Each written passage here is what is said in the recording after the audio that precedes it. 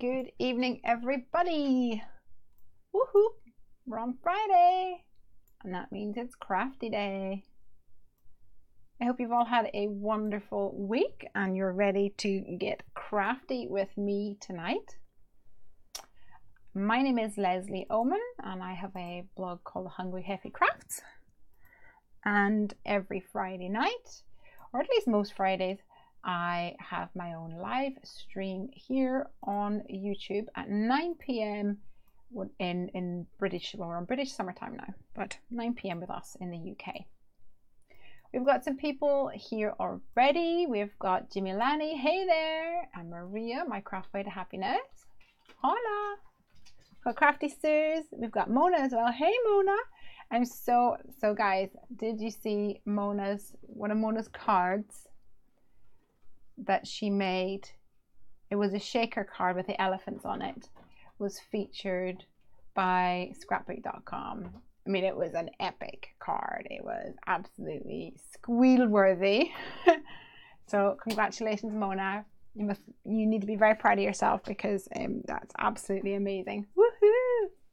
We've got Noga here as well. Hey Noga. Noga's my little Instagram buddy. Sent me messages and things on Instagram. We've got Alexandra, and we've got Shanners as well, and a couple more people I'm sure will be popping in. So before we go any further, I just want to double check as normal that the audio is all okay for you guys. So give me a thumbs up if the audio is all hunky-dory, because if there's any issues with that, we want to get that rectified before we get cracking with the old crafting. Yes, before Craig abandons ship. Sue says, sounds good, fabulous. And Craig's just touched the camera, which reminds me that I need to touch the camera every 30 minutes to make sure that it doesn't turn out. Audio could be a little louder. Is that everybody's opinion, or is it Maria just needs to turn up her computer? We can boost it a little bit anyway. We don't want to deafen some people. We'll tweak that up. All right. So guys, I'm really excited about tonight because I'm going to be crafting with the Heffy Doodle card making kit. It's the Wingman kit, our first card making kit that we have compiled. And my Friday night stream is called Come Craft With Me, and this is the first time really where I'm going to guess that you guys, I know at least some of you guys anyway, is going to have the same kit with you there in front of you. So you will actually get to craft along with me. Now, the other thing is we sold some of this kit at the Birmingham show that we went to. And those people may be joining us tonight as well. And we do welcome you to fire out any questions that you may have. Any comments, any suggestions, that kind of stuff. I'm probably going to kind of quick fire through making my cards, and they're probably going to be focused a little bit more on the clean and simple side of things, to be honest.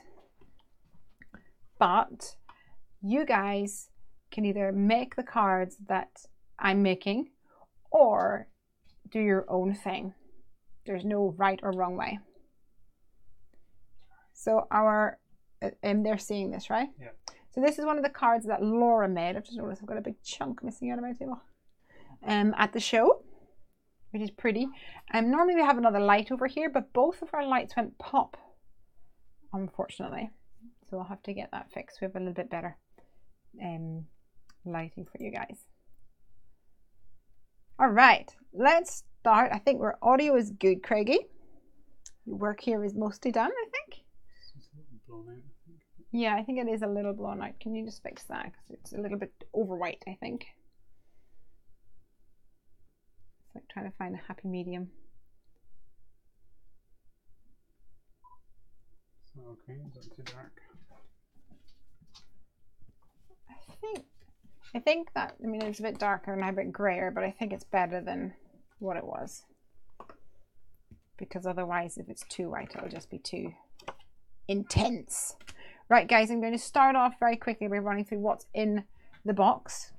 And I'm going to try and keep myself pretty much limited to what's in the box. But of course, if you've got your own crafty supplies, then you can play away.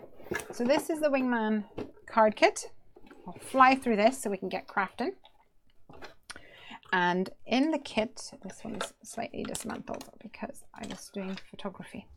You get the Wingman stamp set, and this is a high quality photopolymer stamp. They're made in the US, these guys, so they are top-notch quality, which is always good. Then when you know you're getting great quality, it's going to last you for years and years and years. And you'll see the one that I'm using tonight is my own, and it's well inked and well colored. So you get your Wingman, you've got 4 cute little birdies, a stand, a swing, a whole load of sentiments, some feathers, and then some speech bubbles as well. And in this kit you also get the coordinating dies. Now this is what kind of pushes the price point of our box up. The price point of the box is £40, and the dies, because they're expensive, dies are always expensive. So we have the dies to go with this, which cuts out all of the elements, and as a bonus, the swing cuts out the inside of the swing as well. And I'll just mention here, these little tabs that join all of the elements together, you snip them or you bend the elements so that they break. But here and here is a thicker tab, and it's a bit more rounded like this, like an egg glass, what's it called, an egg timer kind of shape. And that's because that's not for snipping. Don't snip that one out, otherwise you'll have quite a challenge trying to get that lined up. So you've got your stamps, your dies. Hey Jessica! And then we also have, not that I can find the backing for it, can you see? Here, I'll put it up against this, you'll be able to see it better. The Unbelievable stencil. Now the stamps, dies, and the stencil, those 3 items come to £35. So for the extra £5 you get a whole load of extra things. So let me fly through that. You get some 6x6 pattern papers. You get 4 pieces, and it's actually double-sided. So if you, for example, decide that you don't actually really like the orange, you could just have 2 of the teals. Likewise, the red and the yellow are the double-sided as well, so you can use those. You also get a little ink pad. This is the Shabby Shutters Distress Ink Mini Cube. You get a finger dauber to apply the ink. This is fun. I'm going to be doing some fun things with this tonight. This is Enamel Accents by Ranger, and the color is Lemon Twist, and it has a real bright yellow color. And then on top of that, you can probably see in here, my sequins have exploded a little. You get some twine. You get a little bag of sequins, mixed colors, and you get 2 of the action wobble plastic things that you can have a little wobbly guy on your card. You get 2 of them. There's only 1 in here for some reason. You get 2 pieces of A5 card that is Copic friendly or alcohol marker friendly. So I've purposefully cut it down so that you don't confuse this with the larger pieces of card in the box, because the smaller ones are for your alcohol markers. You'll get a lovely blend with that. And then I'm trying to get this out without spilling my, so there's my other wibble wobble.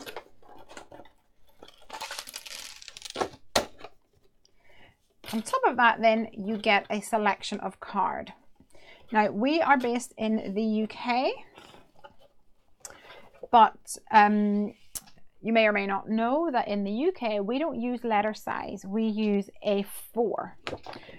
But me, I like making A2 cards, not using, I like using the American size A2, not the UK size A4 cut down in quarters.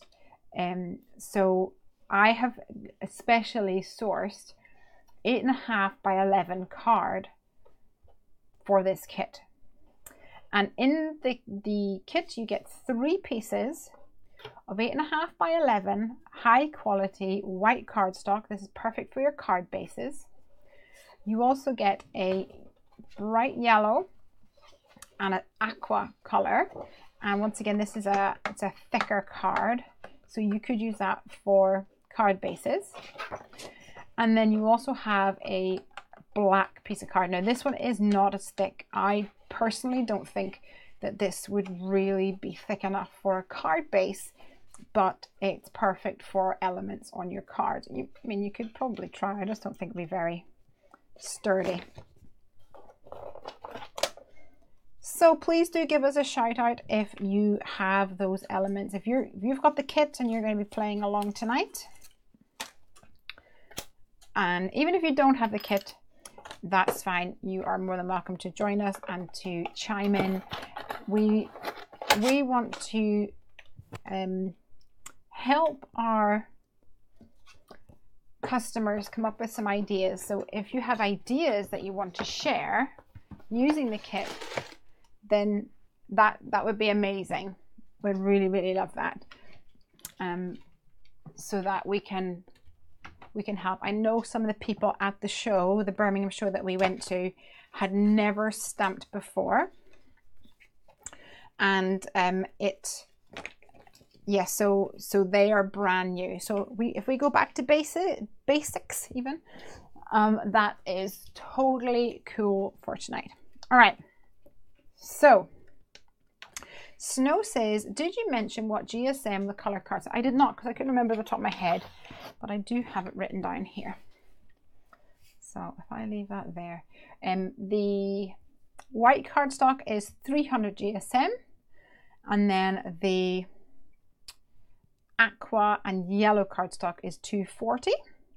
The black is 170, and then the A5 bleed proof card is 200. So I'll leave that there in case you want to take a little look.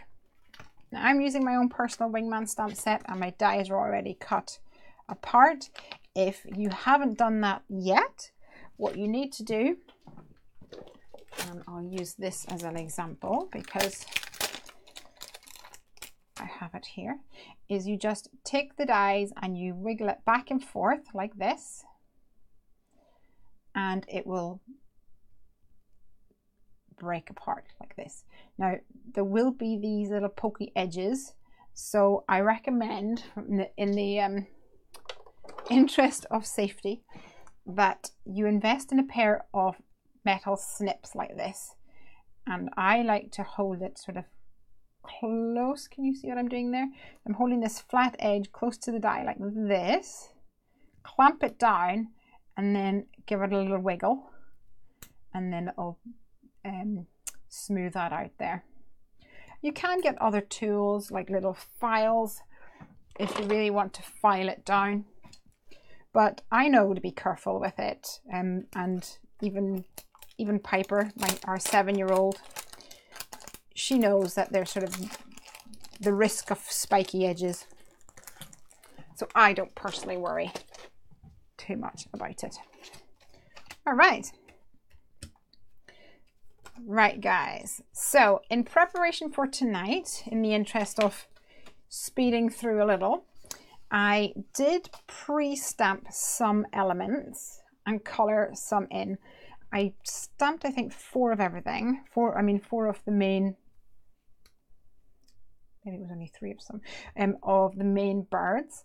And I did a couple in with Copic markers, and then some with coloring pencil. So we've got Copic coloring pencil, and then Copic, Copic, Copic, Copic, coloring pencil, Copic, Copic, color pencil, and then that was one that I had lying around. I will also be doing some stamping tonight, obviously using the product as I'm making my cards, but I wanted to hopefully make more cards. And it's the Copic, it's the coloring that takes the time. Love the wood grain effect on the lighter stamp. Thank you. That was just added with coloring pencil over the top. And that's one of the things that I actually really enjoy doing, is adding extra elements with my coloring pencils. All right, let me grab.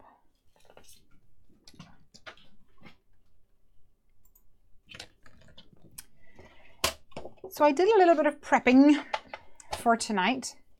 My 8.5 by 11 cardstock, my white cardstock. What I've done for that is I've cut 2 pieces down at 5.5, like this,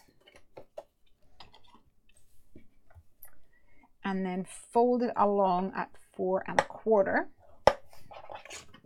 which gives me a card base like this.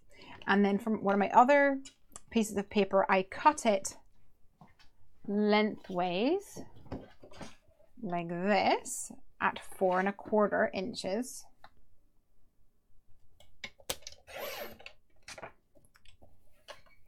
And then folded it at 5.5. So 5.5 and 4.25 are your secret, are your magic measurements. I remember when I first figured this out, I had a post-it note just stuck to my wall that said 5.5, 4.25, and then I had to look at it all the time.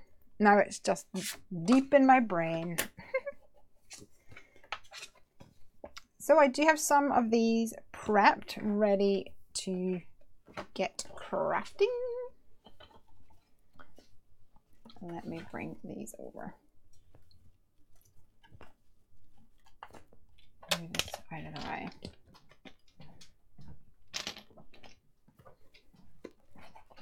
All right. So, first of all, I'm going to use a, well, I guess it's a side folding note card, but I'm actually going to have it like this. And I'm going to create a card which was actually really, really popular at the show and had a lot of interest. And it uses the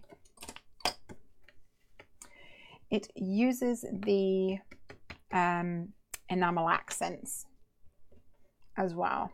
So I'm going to be showing you a couple of different ways to work with that. I have taken some of my white card. Laura says, I still have my 4.25 and 5.5 marked on my paper trimmer. Yeah.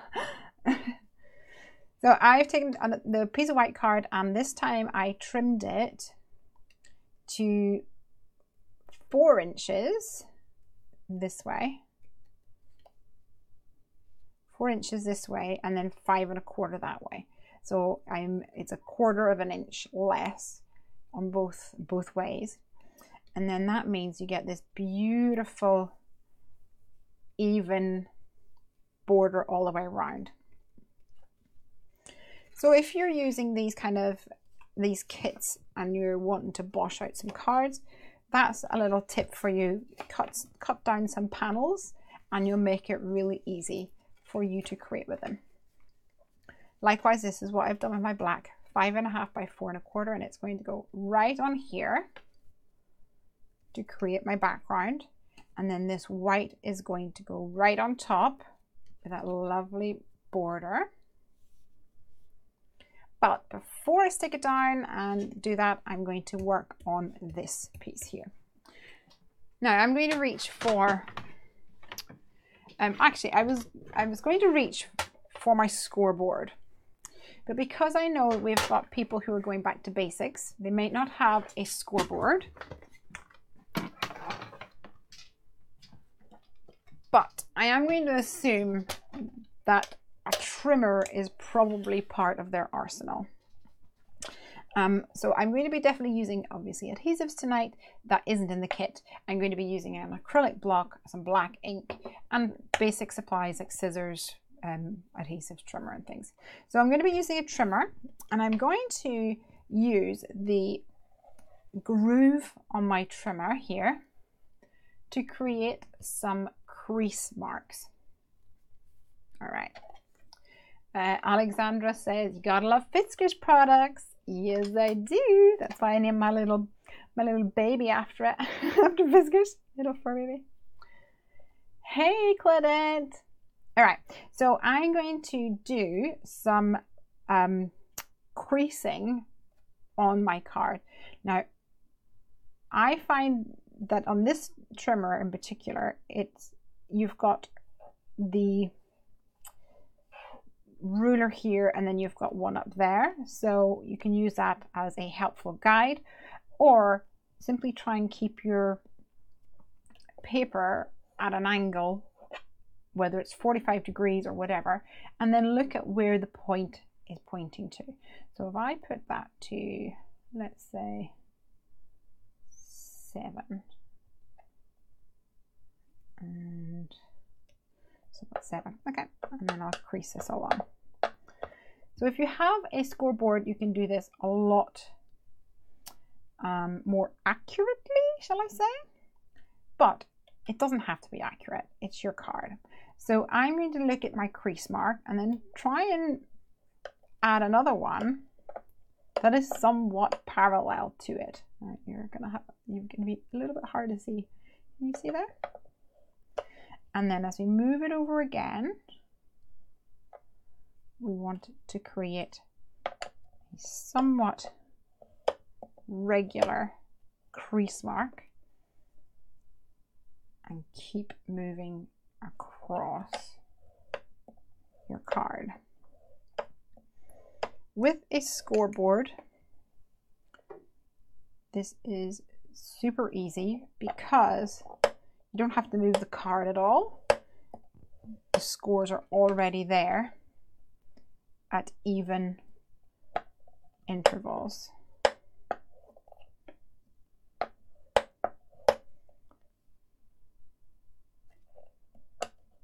You just keep on going all the way to the end, and this one will just have a little one here like this.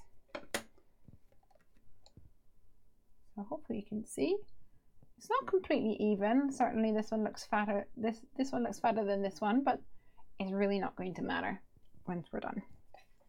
So you can use this just like this for a little texture in one way, but I like to add another,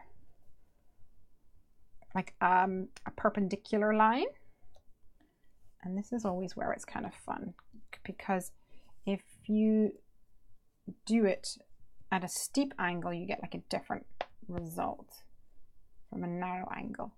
So to help me, I use my bone folder, try to figure out what kind of an angle I want to achieve. I quite like something like this. So let's say like, whoops, here. I'm going to do my first one to this corner, and then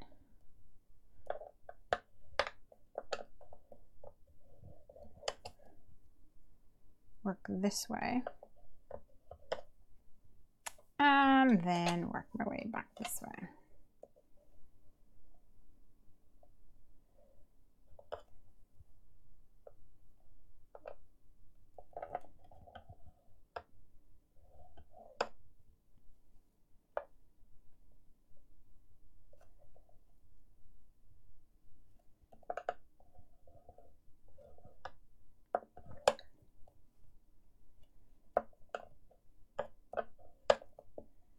I don't think I'll get another one on there. All right, guys, can you see that? I think it looks really interesting, and it gives a real fun finish, an extra texture to this card. So let's grab my ATG gun.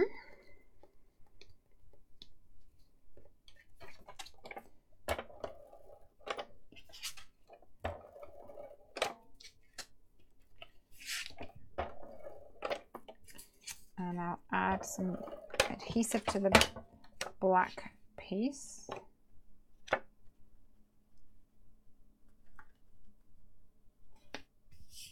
Like this.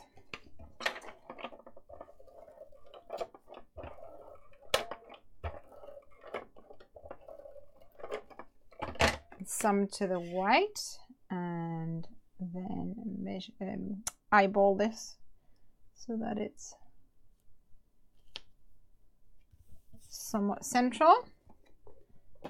Yeah, let me give you a close-up. Close-up cam.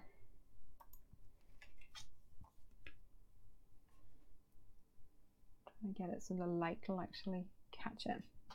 And then what we're going to do is come in with my enamel accents. I'm just going to double check that this is the one that I've been using. Yes, it is. Okay, so here's your enamel accents. And these are really fun. They kind of look like a glue, I guess, because it comes in this little bottle with a fine applicator nozzle. But when you squeeze it out, it comes out in this beautiful little dome shape. And I'll show you some that I have already made or already done. In fact, where's that card? This is one of the cards that Laura made, and you'll see how beautiful it is with these domes on it, such wonderful texture, made using the enamel accents. So what we're going to do is, where each of these lines intersect, I have to try and do this without getting in the camera. I'm going to, in that center point, add a blobby, as I call it, of my enamel accents. Now it's quite warm in here tonight, so this is flowing quite well. You might find that if it's a cooler kind of day, the viscosity of the enamel accents changes slightly, and it kind of feels like it's a bit stickier. So when you pull away, you get a big, like a line, I guess, or a point or a peak. A peak is the word I'm looking for. On the top of the circle of the little dome, or rather it's not a dome because it's more like a little mountain. So if you draw a circle round and round, can you see what I'm doing there? It helps pull away and leave a perfect little dome.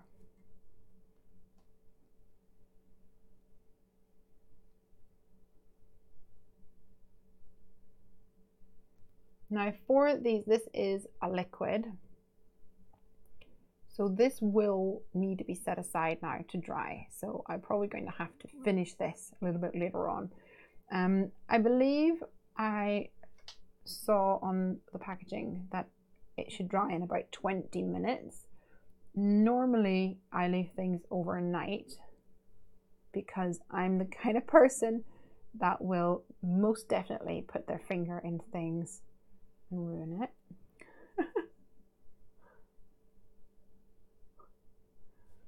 We'll see how it's getting on in a little while. I think we'll get another one up here, just on the edge.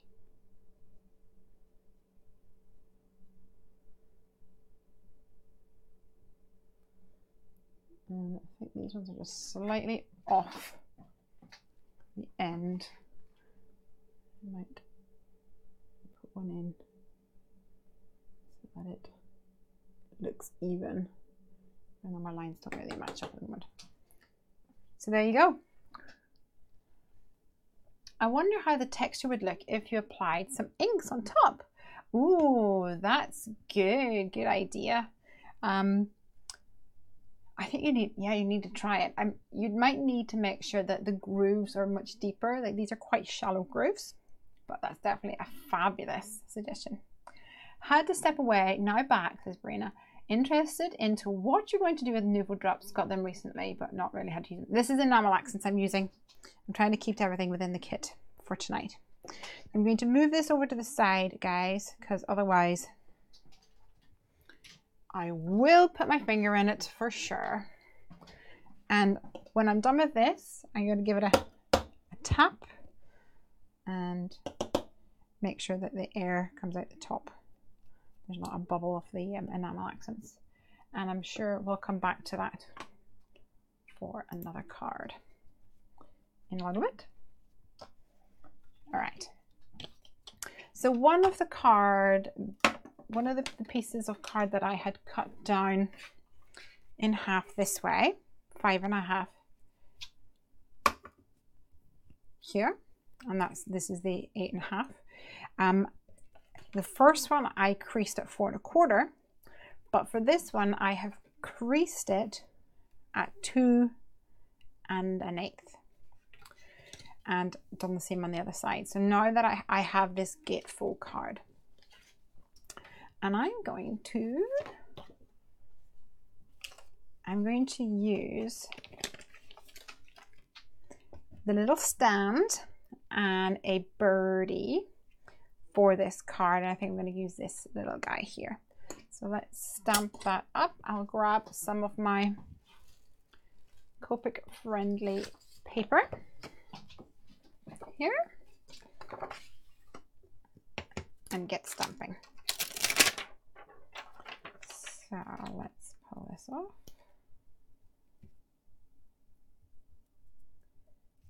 Place it onto my book.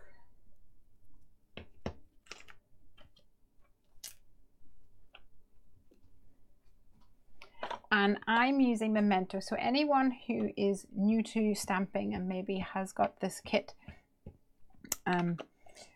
Memento is my favorite ink for stamping. I use it for practically all of my outline stamping, practically all of my sentiment stamping, but the odd time I use something like VersaFine. Now we have introduced a new section on the Heffy Doodle store because you guys were asking, where can I get this? Where can I get that? And I was like, well, I think the answer should always be you can get it through us. So I have now got a range of craft essentials in the Heffy Doodle store, and that is a work in progress. We do have Memento, and we do have some other bits and pieces on there, such as if you try the Copic friendly paper and you want more of it, you can get that on the Heffy Doodle store. It's sold in bundles of 20. And also the 8.5 by 11 white cardstock is being sold on the Heffy Doodle store as well. And I know that it's much harder to find that size over here in the UK. So I'm hoping that's going to interest some of you.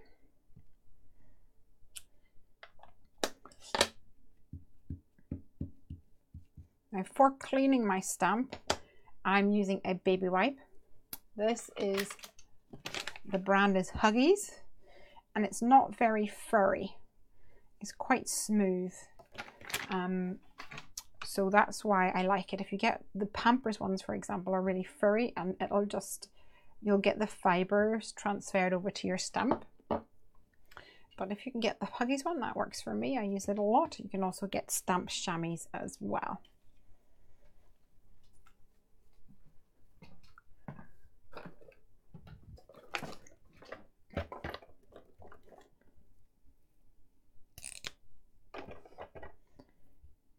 So you saw how easy it was to stamp.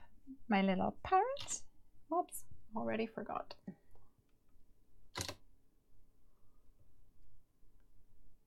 There we go, press button. You saw how easy it was to stamp my little parrot. And I'm going to show you how easy it is then to color them in. Now, obviously, you can color in your stamped impression using whatever medium you have, whether that is just like cheap markers, or if it's something a bit more intense like these Copics, or if it's coloring pencils or whatever. You can just color in the designs easily and spend as much or as little time coloring them in as you like. I added some of the darker brown, which is E33, along the bottom edge of this pulled one across, and then to this front layer here, kind of along the edges. Thank you, Craigie. And then use my E31. It's too dark now. Down there. I can come and do it over there.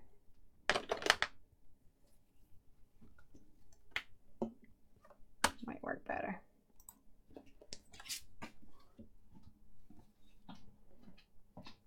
You know what you could do for me, Craig, is move that table on the fan, because I need to stand on that side in order to get to it.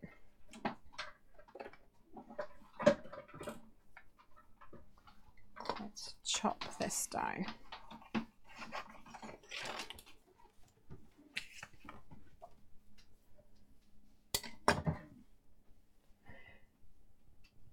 I'll sort the Zoom, says Gray. Colourful bird or just green? So for this one, I'm actually going to color him in like this. Now, one of the wonderful things about these cute little birdies is that there's kind of no right and no wrong, because the birds can be so many different colors. So you can kind of just let your creativity flow.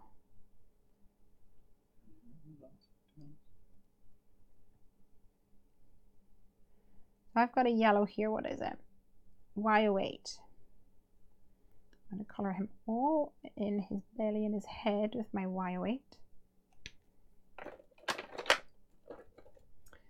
And then I've got R11.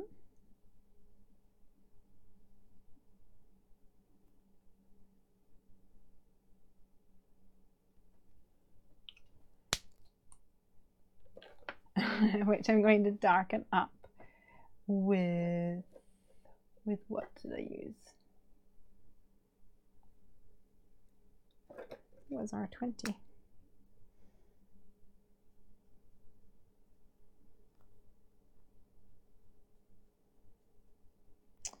And then I used a little C5. So the C5 is a cool grey, and it is a great way to add a little shadow. But you want to come over the top again with pink to help push the grey out into the pink. Or I meant to grab the R20, this is R11. You get a similar result. I'm going to use the same one there for the little eye.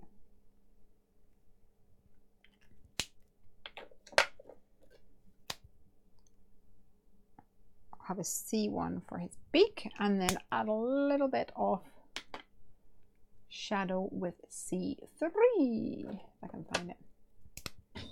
Oops.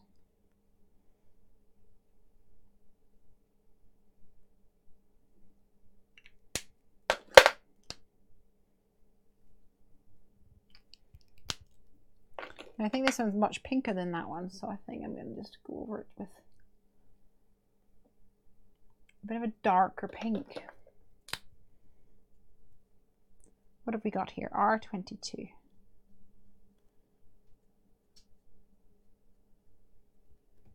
There we go. Now, with one of these pinks, I'm just going to then pounce my Copic marker up and down to get some variation of this sort of stippling effect, and that's an R20, so it's slightly lighter than the one I've just used to create a little birdie. So there we go, we've got 2 birdies now, and we're going to add it to our card.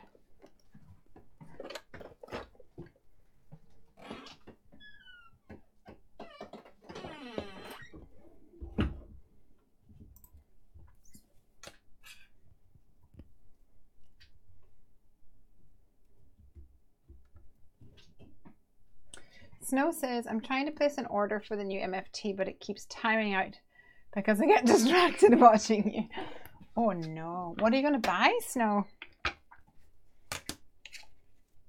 How exciting.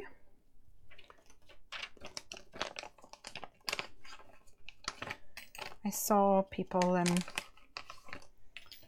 mentioning that it was now ready for sale, as it were, which is cool. So for your die, you want to line them up on top of your stamp image and center it so there's an even border around the outside.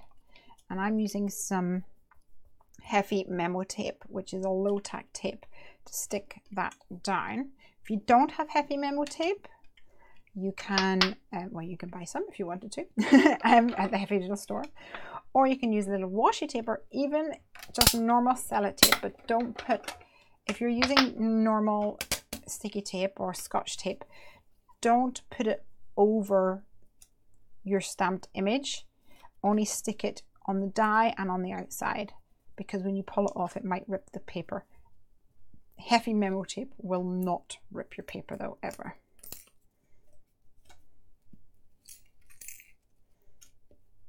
All right, so I have my little guys.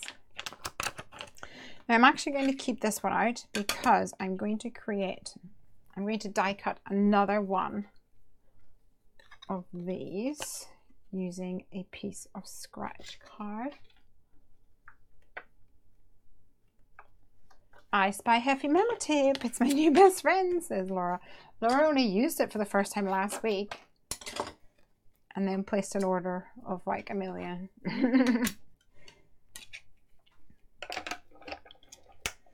It's because she knows how handy it is, how much it's going to get used.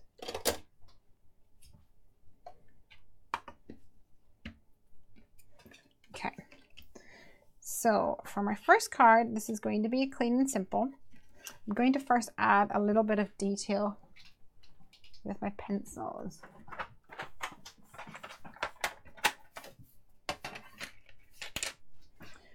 Just use a normal coloring pencil and draw kind of a wavy line on here. You can do a loop. And when the line comes across here, I should be on my close-up cam for this.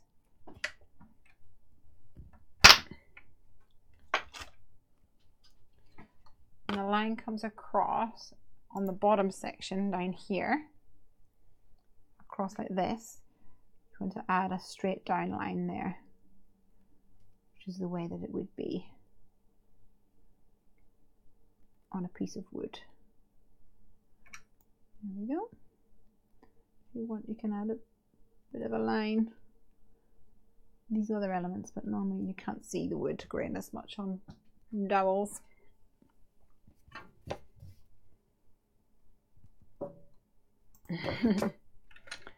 I need it in my life, says Laura. Yes, you do.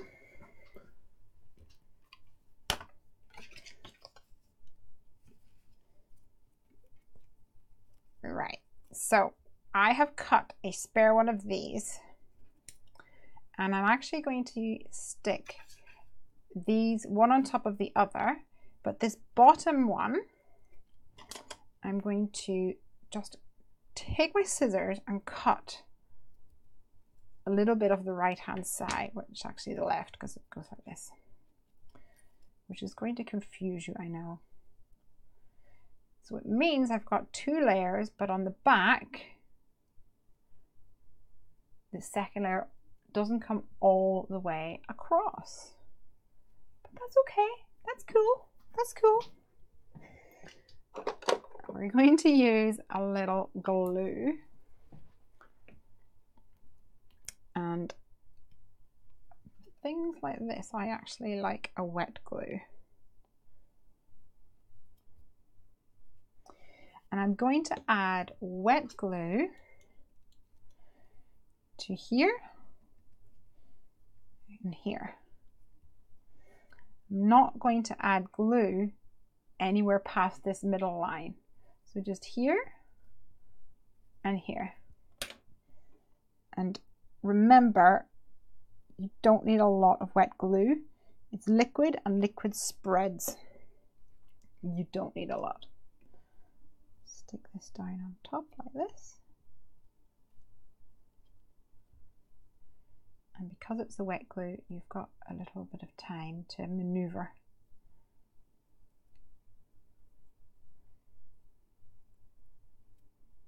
Before it dries.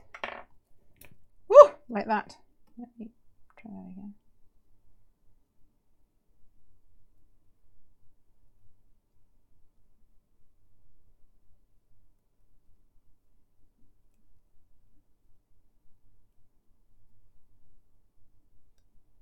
All right. So over here, if I use a piece of card,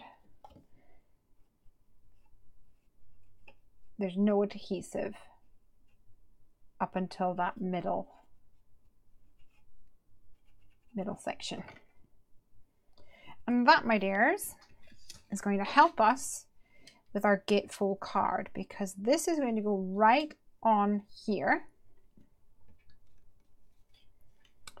And it's going to help keep our gatefold closed, at least somewhat, when we stick this on, because this left panel will slide in between those 2 die cut layers. See?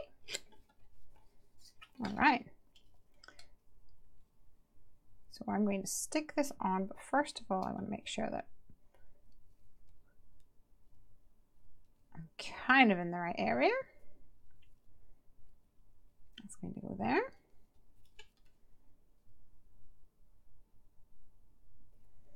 Remember only to add glue to the right hand side.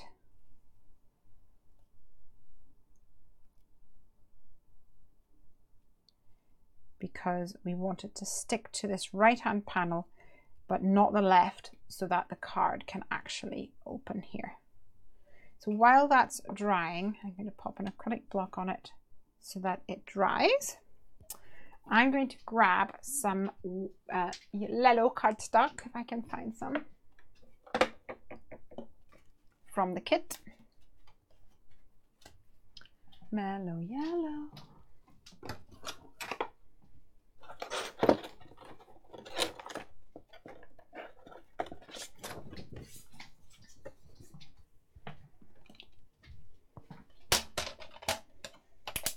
And I'm just going to cut a little strip off the top here.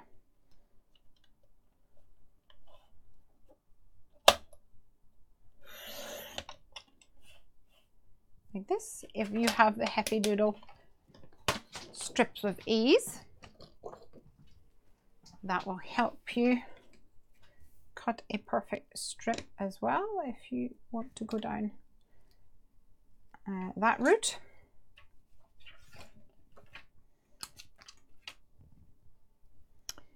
And I'm going to add my sentiment, and this set has some really fun sentiments. Let me move it up here So you can take a look. We've got Happy Birthday, which is what I'm going to use just now. Happy birthday!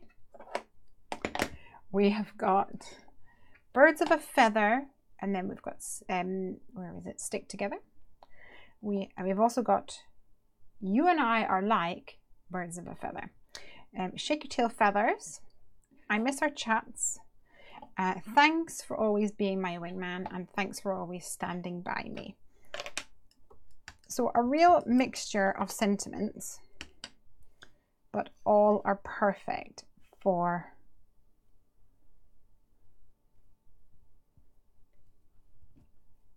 these images.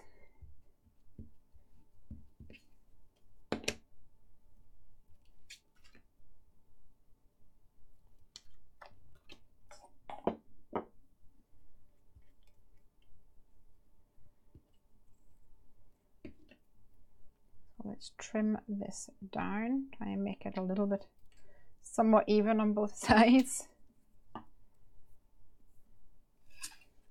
And this is going to go down here. Happy birthday! And I'll need tape on this side, but not on the other side.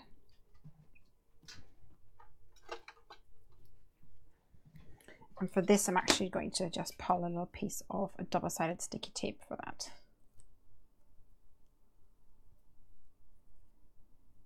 But if you only have wet glue or a glue pen, that'll do the trick as well.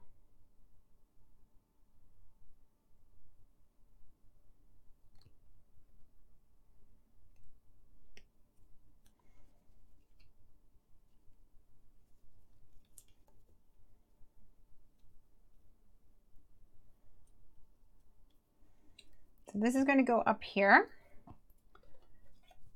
but I'm actually going to add some foam pads to pop them up. And imagine there's an invisible line down the middle here. I only want foam on this side.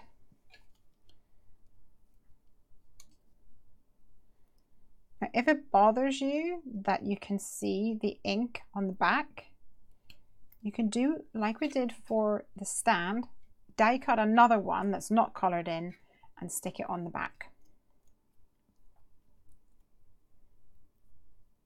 But remember, it is a handmade card. It's not supposed to look like it's been mass produced to the utmost standard of quality control. All right. So there we go, happy birthday. So this now opens like this. I have another layer here, which allows me to push my gatefold into there. I need to catch both though. And it means that my card actually stays shut, like that. Now I want to add a pattern on the inside. So I'm actually going to use this absolutely gorgeous pattern paper for the inside of this one. Mr. Trimmer, where are you?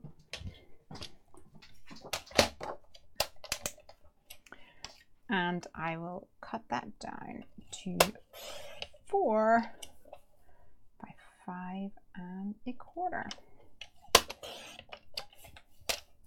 And keep these because I'm always amazed with kits when you are, one of the things I really enjoy using kits for is when you go away. So for example, it was a few years ago now, we went up to Craig's mum and dad's house and I brought with me an emergency craft kit. Now I was actually doing more scrapbooking back then, but you'd be so surprised at the amount of stuff that I brought with me. So when I'm making this kit, I was thinking that was kind of what I was having in mind, or something like, I'm going to a friend's house, I'm going to a crop, I'm going away, I'm going to have this kit that's going to give me a whole lot of stuff that I can play with, but I've got pretty much everything that I need to make a whole bunch of cards apart from the essentials. So this is nearly done. All I'm going to do now is take my enamel accents and add, oops, a splatter apparently, a couple of little elements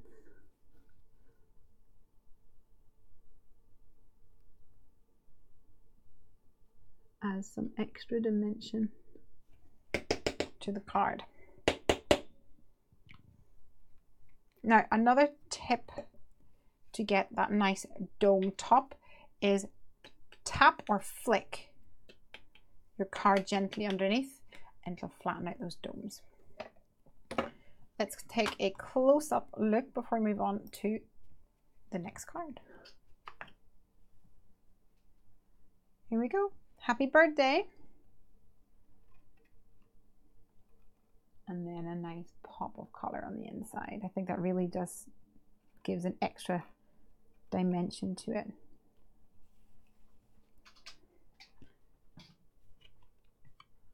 Pop this up.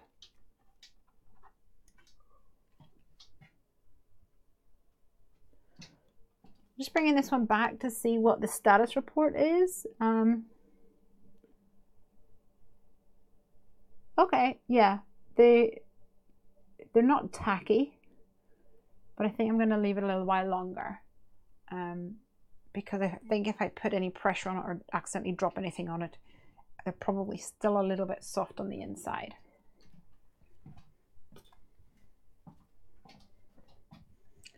Let's move on to another card.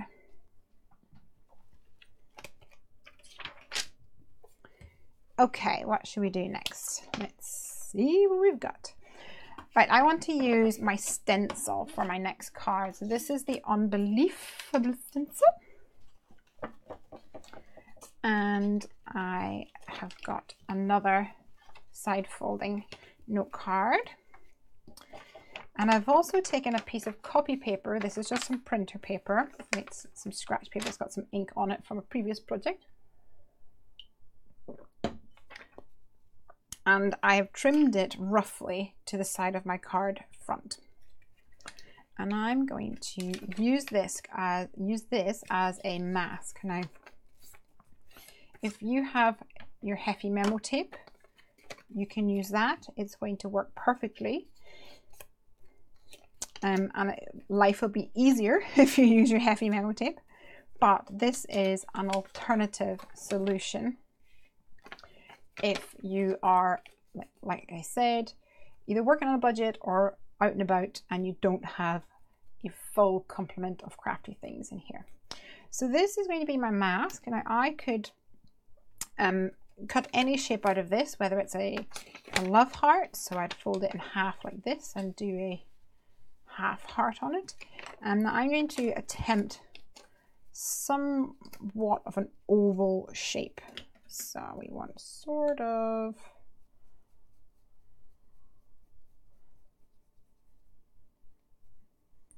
like that.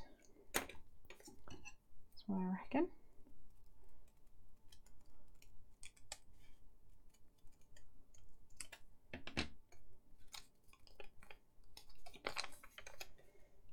For an oval shape. And I'm going to put this down on my card. And I recommend using some low tack tape to put that down, or repositionable adhesive.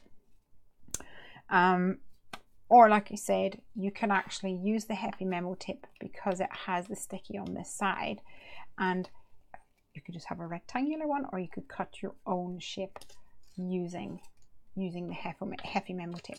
I'm going to use this. I'm going to see if I've got any repositionable roller. Which I actually don't know whether I do.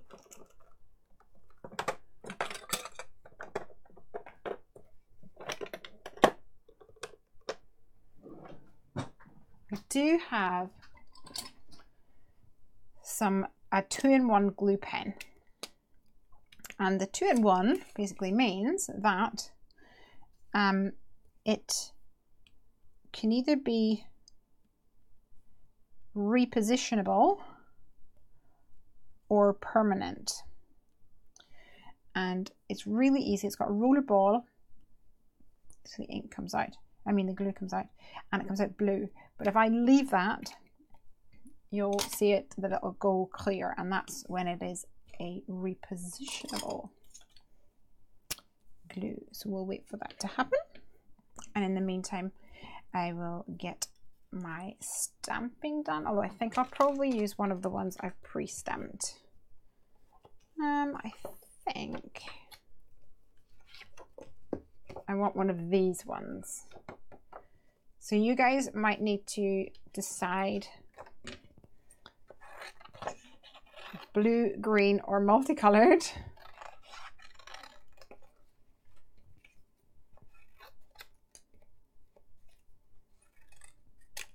I'm going to probably veto the green because my inking will be green. So it might be a little bit too much green.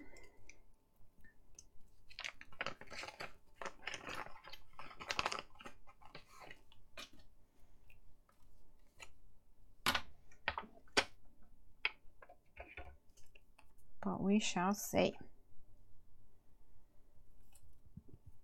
We had rain today. Laura, did you have rain today? It was Piper's sports day at school, which was really good fun actually for me because they had a picnic, and the other school mums that I get to see on the school drop off when you have a quick chat with, and sometimes their kids will come here, my kid will go there, but I don't get masses of hanging out time with them. So we had this picnic, and it was just lovely to have a little bit of a natter and hang out with them. They're a bunch of really lovely people.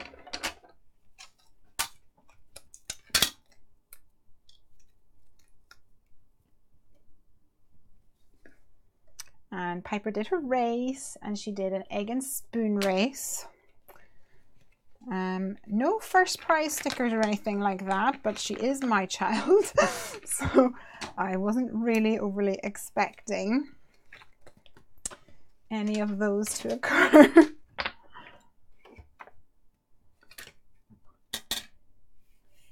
Put these over to the side. All right, so these are starting to go clear. I don't want to do it until it is properly clear, to be honest.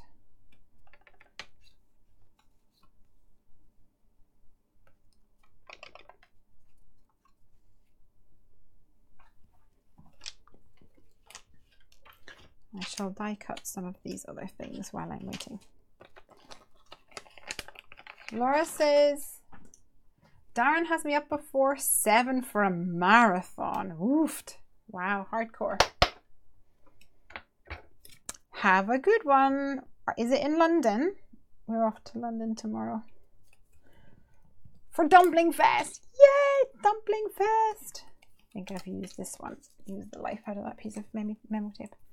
Yes, we're off to London to, it's a food festival thing called Dumpling Fest. And we're going to be enjoying some delicious dumplings. I cannot wait. Sweet dreams, Laura.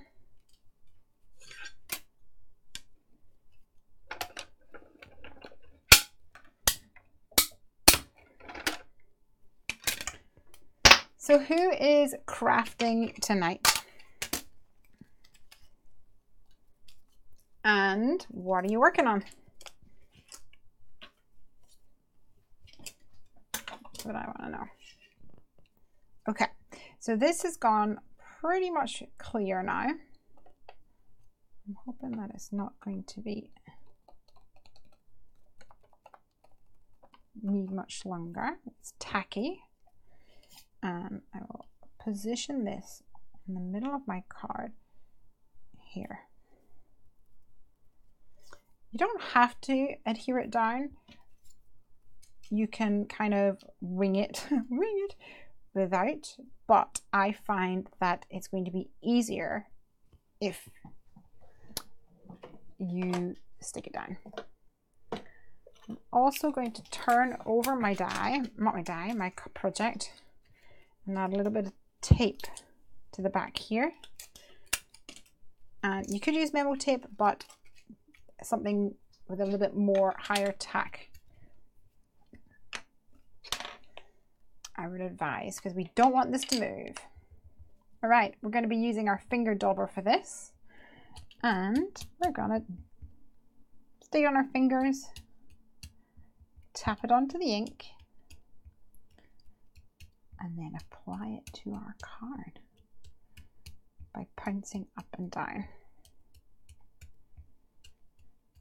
There are other blending tools that you could use for this.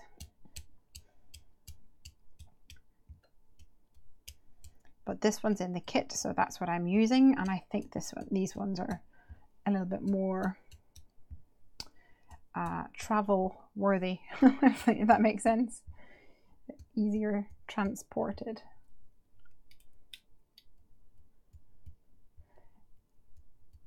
Mona's crafting. Hey Mona, what are you working on?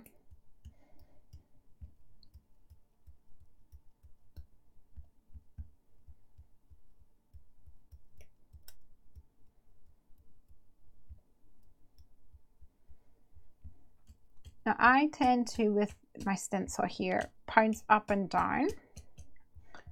You can do like little circles if you prefer to do that. But where these leaves meet this long stem section, that will lift up because it's a fine stencil. It's a thick mylar, but the cut is quite fine. So if you're doing circles like this, you may catch that edge and get the ink underneath, which you don't want to do. So even though it takes a little bit longer, I think pouncing up and down will work better with this stencil.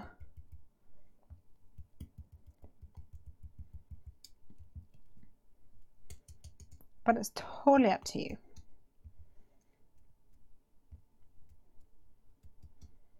You do you, my dear friend. You can kind of drag in from the edges of the leaves, as long as in the right direction.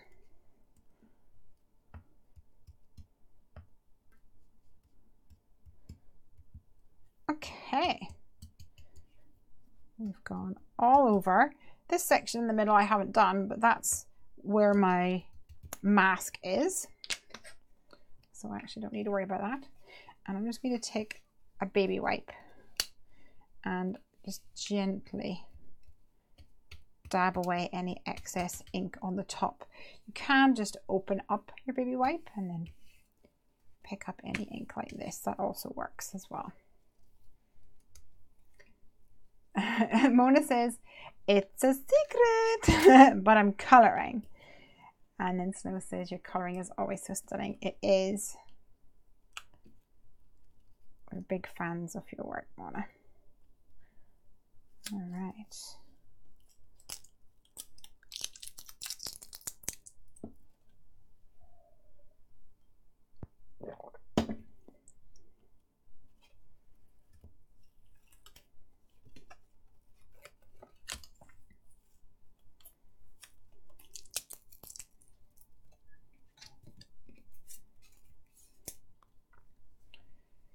So now we can pull away.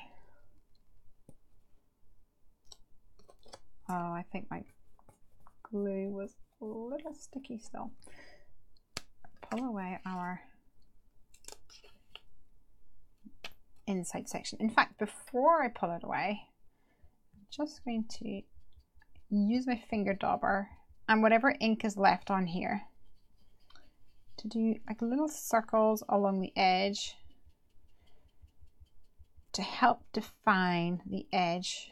Add a little bit more. A little bit of definition along the edge of my mask there,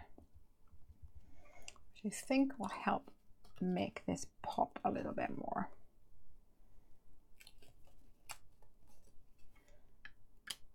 All right. Now I've added a few. Yeah, I think my adhesive needed a little longer to dry.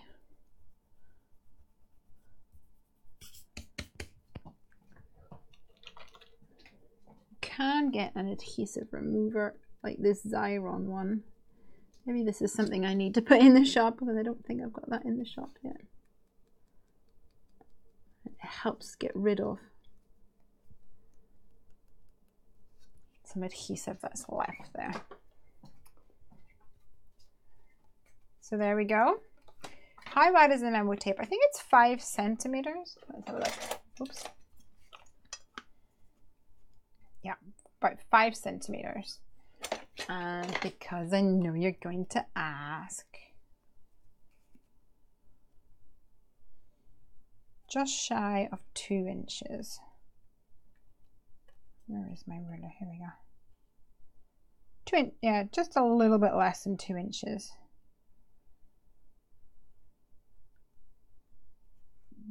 There's like one little dash short of 2 inches, whatever that is. All right, I think blue or rainbow. What do you guys reckon? Blue or rainbow?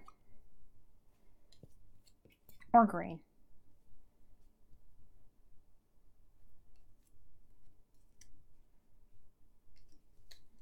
I'm gonna let you guys decide.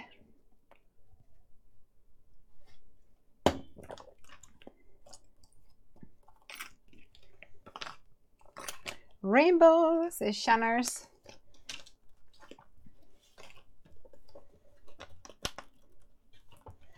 Rainbow it is. And I'll add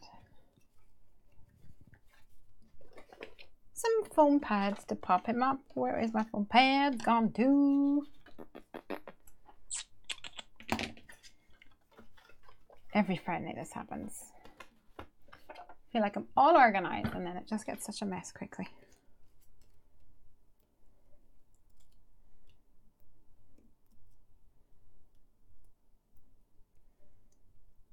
Oh, Cards and Crafts said blue, and then someone else said rainbow. Rainbow, rainbow. We'll do rainbow. Mr. Blue will find a home on another one, no problem. Okay, so this is going to go down here. And I'm actually going to use the little speech bubble here. Now, if I wasn't focusing on my kit tonight, I would stamp this in a different color because of the fact that it's a rainbow.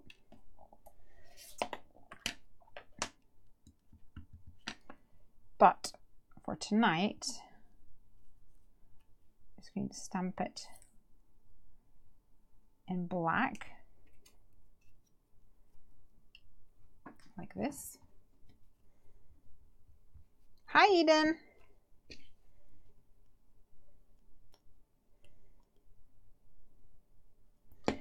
And then I'm going to use a sentiment that says, I miss our chats.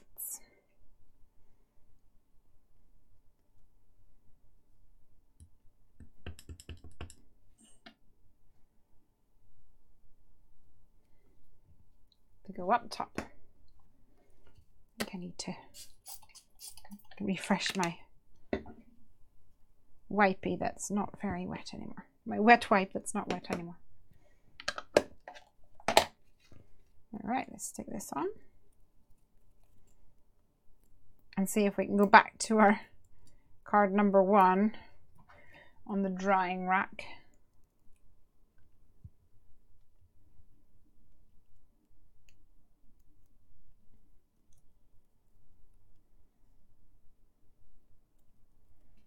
There we go. Card number 2. No, 3. Is that 3? I think that might be card number 3. Card number 3 done. Booyah!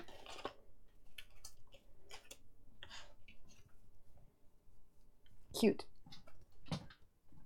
All right, back to card number 1. And I'm going to have my one of the flying birdies on this one, I think. So I don't know which you think. I think maybe this one. Kind of has orange wings and it coordinates quite well with the drops, I think.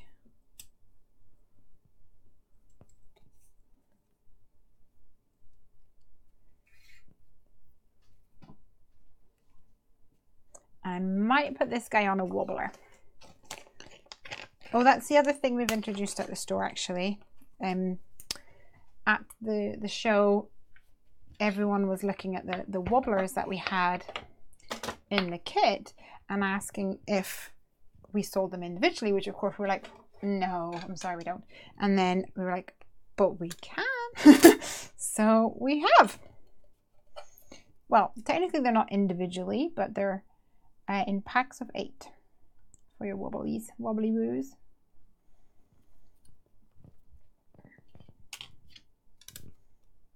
So if you enjoy using the wobblers,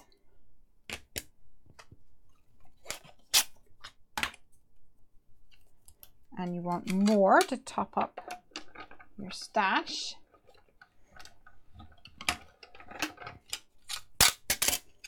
you can get them at the Heffy Doodle store. Love that color parrot with the background. I think it works really nicely. So the only thing is my dot might be not so handily placed. Let's see. Oh no, I think it's going to be okay. So this is going to go here. But before I stick anything down, I want to make sure that he's going to cover my whole parrot because some of these parrots are a bit skinnier. So if I position this, it will work. I think I'm just going to trim it down ever so slightly on one edge. And make sure that I don't cut into the spring.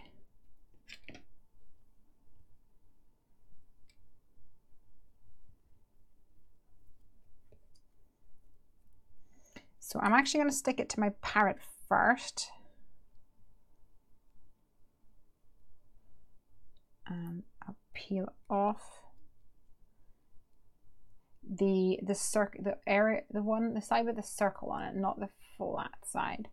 I'll peel off the one with the circle on it, like this, and then stick this onto my parrot if I can. There we go.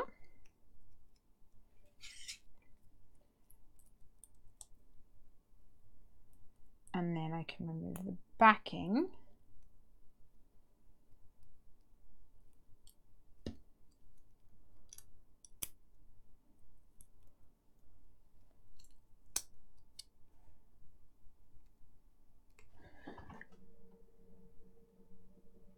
And stick him down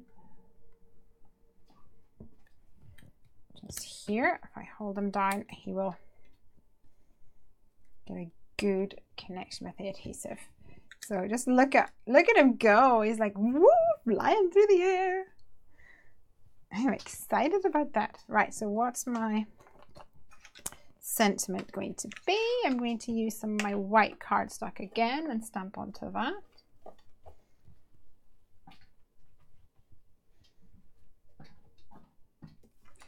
If I can find it, of course. And I'm going to have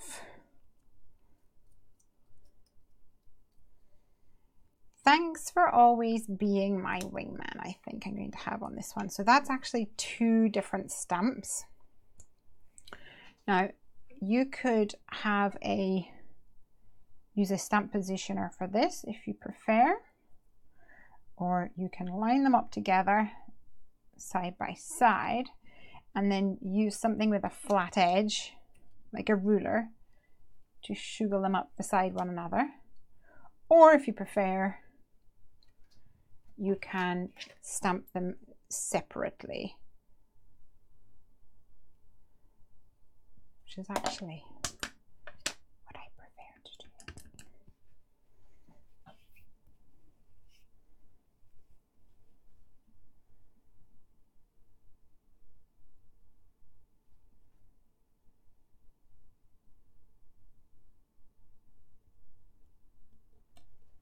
Thanks for always.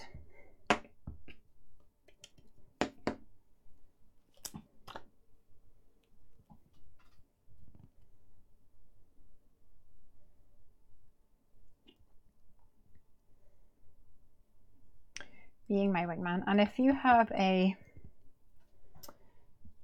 acrylic block which has got some etched lines on it, that will also help you line it up nicely.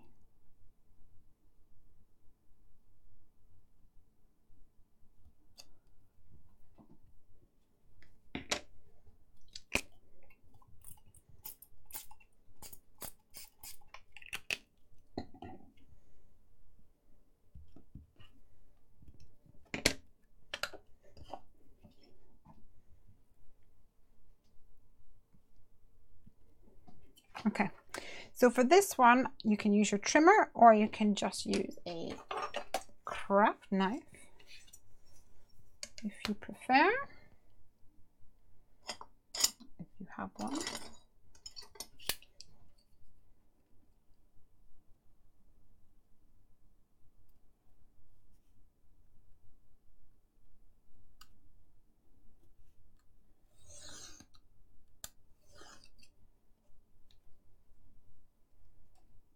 Like this.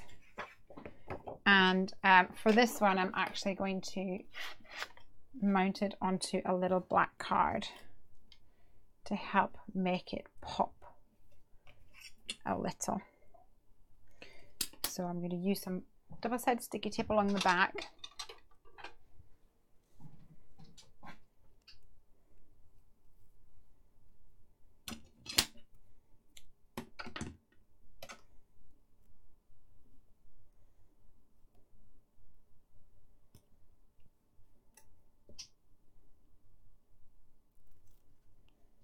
Like this. So add a little bit more to this end here.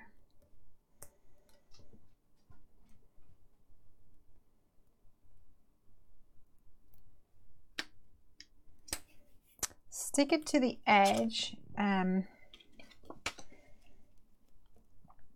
with a somewhat even border along the top, although it's a bit frayed. It must have been cut with my dull blade.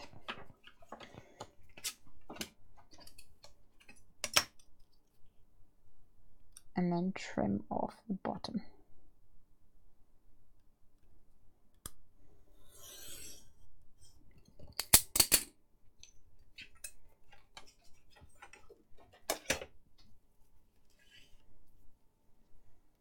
And I'm going to adhere this to here, somewhat centered. And I'm actually going to cut it off where the border is. So here, I want this to be lined up with my white cardstock there. And I will use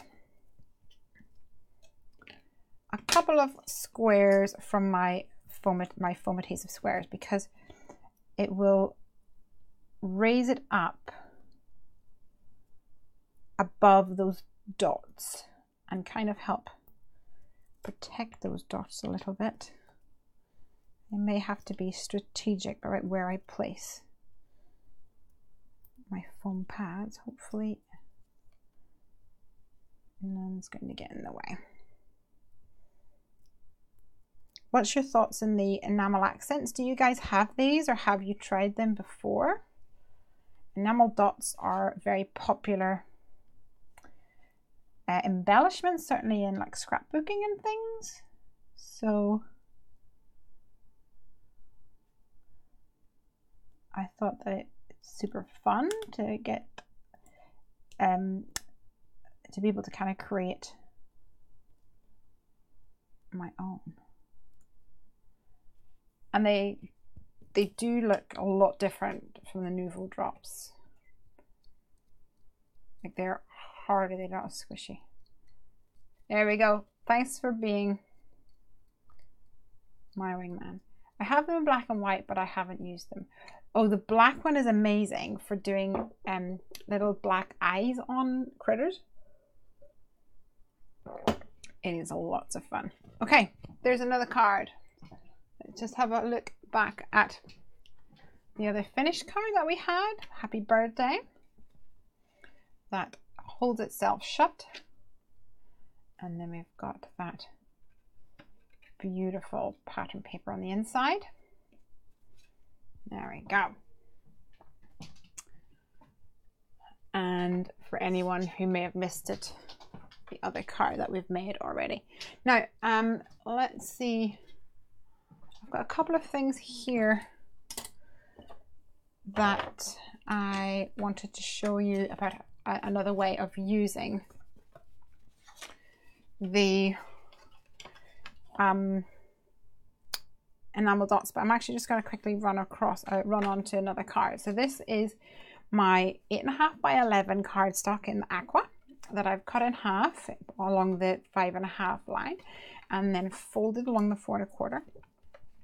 And this is not the panel I want. Where's my other panel?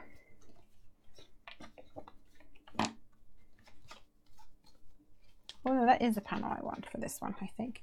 I'm going to stamp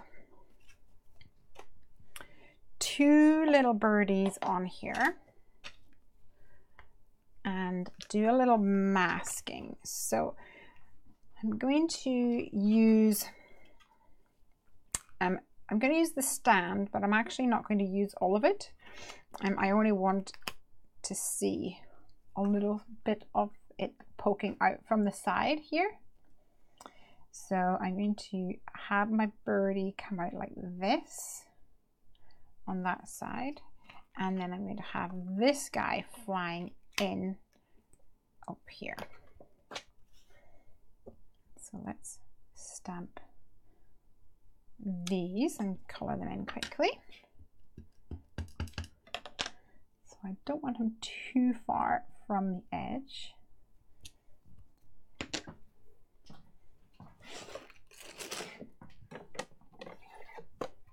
Just bear with me, guys. I'm going to upgrade to my stamp chamois because my wipey is not lasting because it's too hot in here.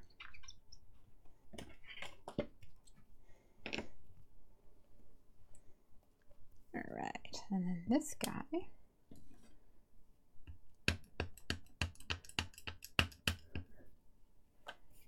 is going to be flying down like this.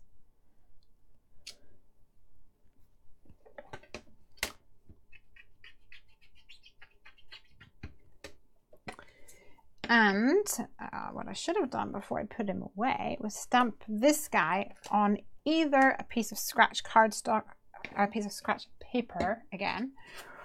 But in fact, in my case, I'm going to use the Heffy memo tape because I want to create a little mask for him. And your memo tape is perfect for that. And in fact, I only need his bottom half to be masked. So I'm not even going to bother doing the whole lot. I'm just going to cut around about In fact, just his middle.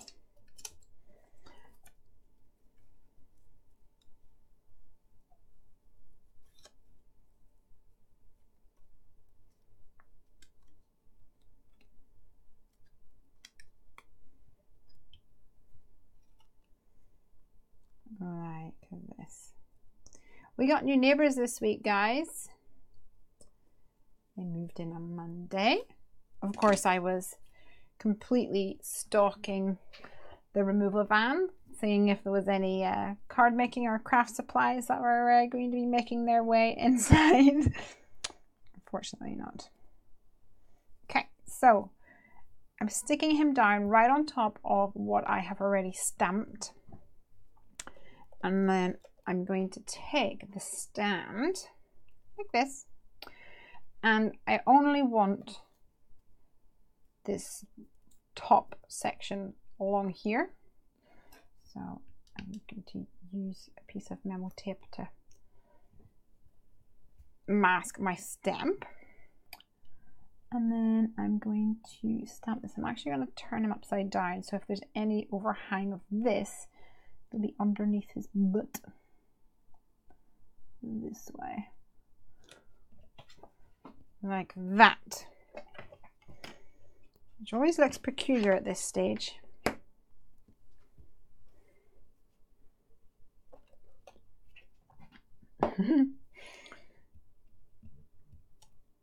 Until you do that and you're like, yeah! So my dad used to have an aviary whenever we were young. I kind of grew up around birds. He he bred, that's the word, he bred budgerigars. So he, like we always had a budgie in our house, always. And for some reason, like the budgie was always called Joey. I was going to say Zoe. Joey. The budgie was always Joey. I'm pretty sure we had several Joeys.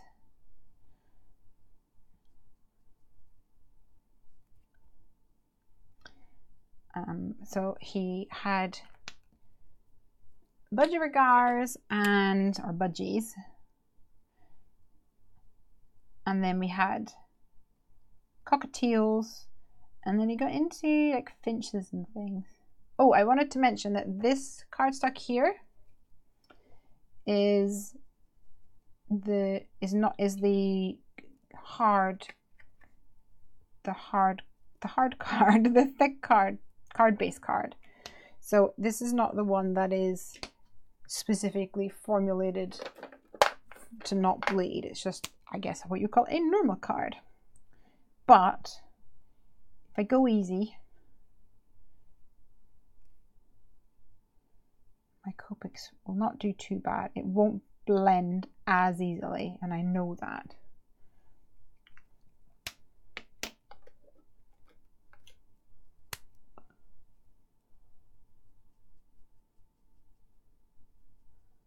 Just have to try and not oversaturate.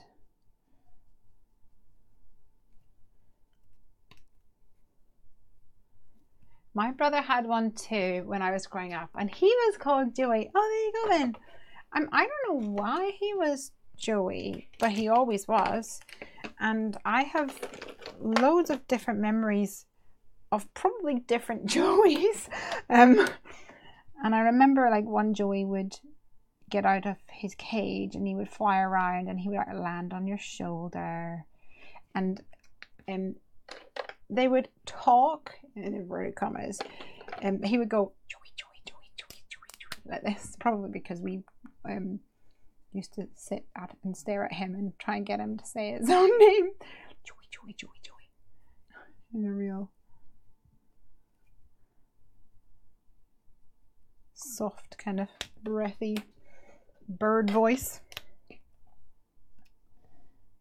I always remember, these are not budgies, by the way, so obviously they're more parrots, but I always remember the little bit above their beak, blue's for a boy and brown's for a girl. And that's how you tell the difference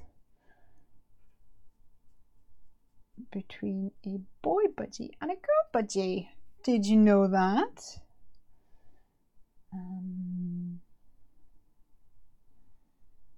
So this one's going to be similar colors, but kind of the opposite. I grew up in Ireland too. Is it an Irish thing?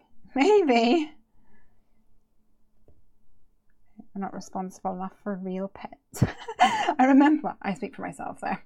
I remember my father was sitting having a cup of tea after dinner, and then he just got up to go out the back to the garage to tinker and do what he needs to do, and Joey was still on his shoulder.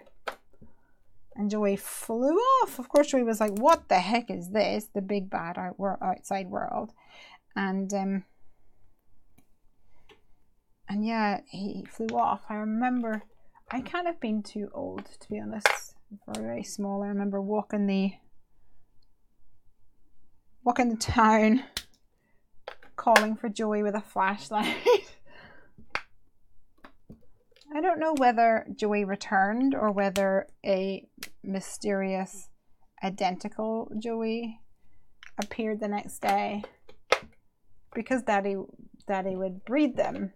There was no shortage of replacements, you know.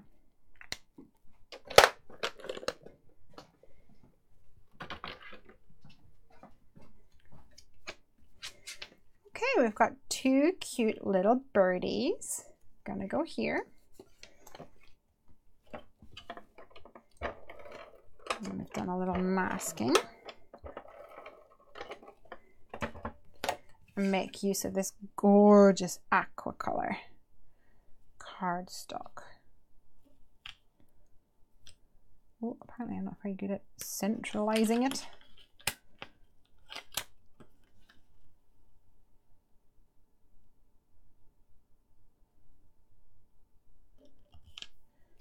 There we go.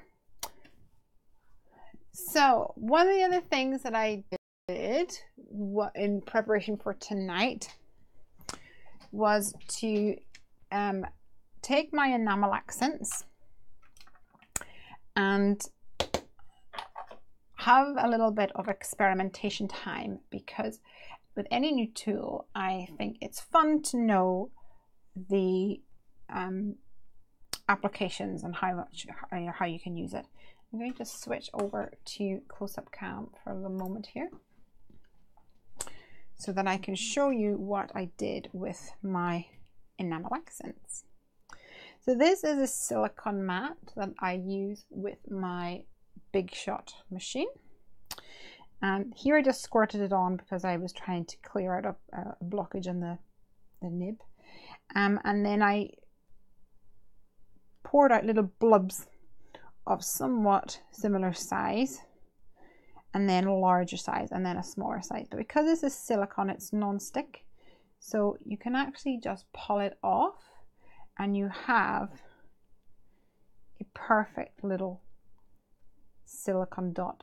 So I mean enamel dot. So this way I actually don't have to worry about them, or worry about me putting my finger in them, which is probably my biggest challenge, especially during a live show.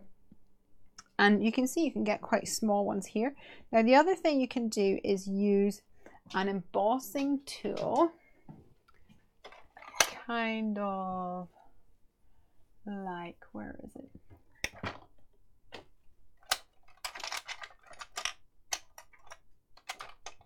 I'm sure I have several wherever they've gone to, but an embossing tool like this, can you see? With a little dot on the end. So squeeze out a bit of the enamel accents and then dip your embossing tool into it and then draw a dot, and then you just keep going back and then continue, and you'll have even dots the whole way around. So this is really good. And one of the things which is quite fun is if you say you have the word hi or hello, then you could draw your dots in the shape of the hello. So that's one option we could do for this card. Or you could take the nozzle and draw your word on it. Now, the only challenge with this is that when you squeeze it out, it's really hard to get an even application the whole way through. But you can see I wrote the word hi there. You can, it's the same size bottle as the glossy accents and the multimedia matte, so you could get the fine tip applicator to go onto it, and then you'll find it a lot easier to write your own lettering. Now here I have taken a wooden shape like a love heart, and I covered it with the enamel accents. And I just think it looks so pretty. It just looks like an enamel pin. Obviously an enamel, it'll have that effect because it is enamel accents. But isn't that awesome? And then here I've taken some of the sequins that are in the kit, and I added a little dot of the enamel accents on top. Now, I think I added a little bit too much because they have dried really flat. It's probably the heat in here, to be honest. I'm wondering if I apply it and then I like put it in the fridge or something, it might not spread out as much. That's my theory anyway. Maybe it's something that I can try. But you can also do this on a non-stick craft mat rather than the silicone mat if you prefer. But you can see how that transfers over. Hi! Now, one thing that I did do, this obviously is not in the kit, but I wanted to show you guys because I thought it was like so awesome, is I used the Heffy Doodle hay dye, and I cut it out of some black craft foam, and I put a strip of adhesive onto here, put my foam down, and then applied the enamel accents over the top and let it dry. Now I think if I was doing this again, I would use either white craft foam or use the same color as my enamel accents, because you can kind of see it looks a little bit untidy around certain edges to my eye. I don't think it's super untidy that you would never use it. I think that it would work absolutely fine. Now I wanted to add one of these things, maybe the hi or the hey. I have used Glad Bake to put enamel accents on. I'm going to guess that Glad Bake is a baking parchment brand. It's not one I recognize, so it's probably a US Duda. I'm going to bring a little more orange tone into these birds.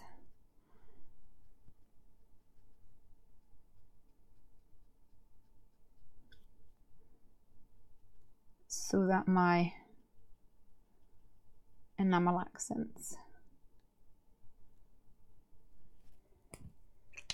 blend in a bit more.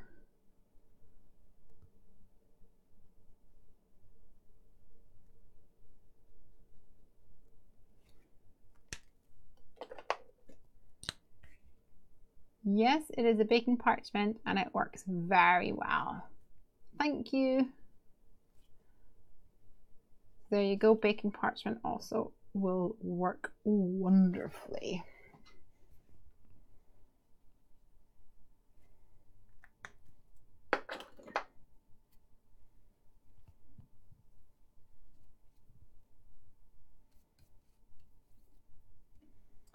So what are we going to do? I think I might just add the love heart, and then I want to have the birds of a feather. Oh, not again. stick together sentiment on here.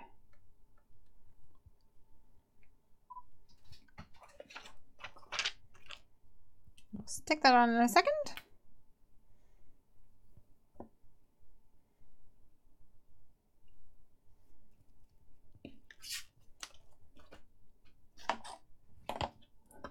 So, do any of you guys have any ideas that you want me to try or experiment with? Or are you happy for me just to keep going?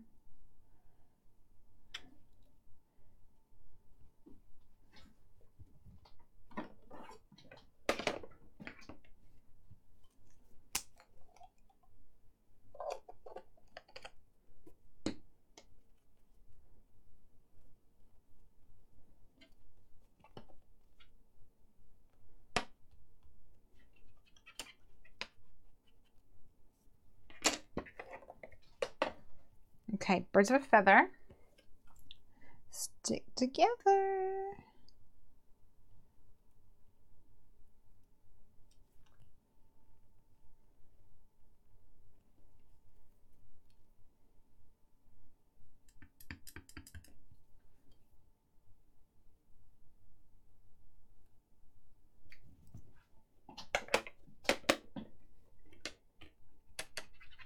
Oh, there's something about a clean and simple card that just makes me smile. I think it brings you back to basics in a way, like that it doesn't have to be. It doesn't have to be overly complicated a lot of the time.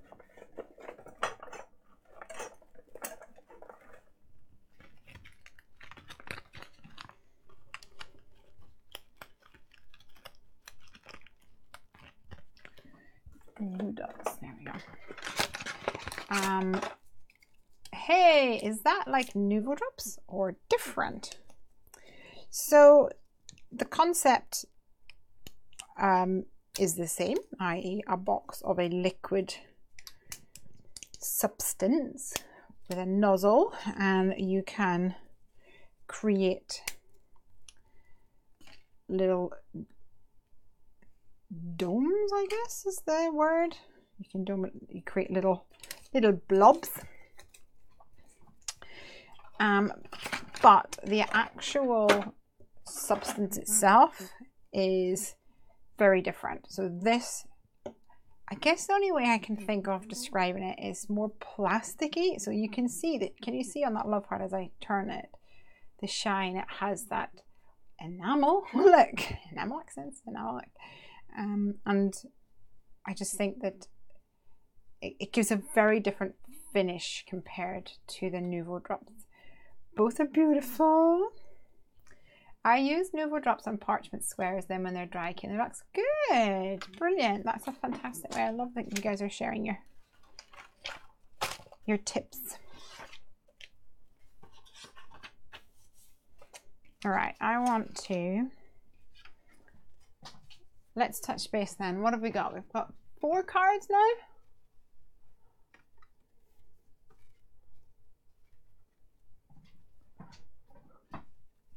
One, two, oops, completely off center. 1, 2, 3, 4. 4 cards. Okay. Let's see what else we can do.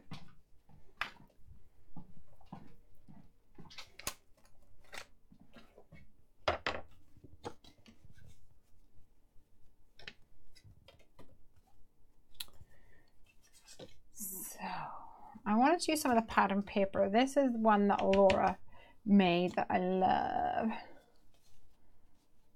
And that was using the yellow paper. And then I've still got the red and the orange, although I could use this with teal because it's double-sided, and that's the yellow as well.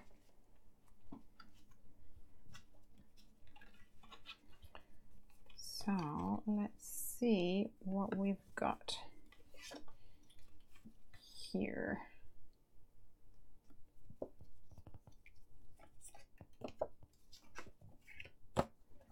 Maybe do a yellow base this time.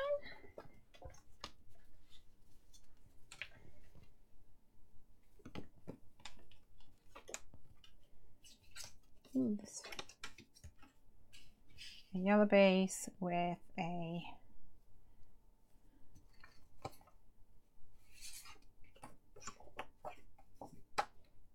some yellow and teal, I reckon. I've got some birdies. Actually, one of the things I wanted to do was show you another way to use the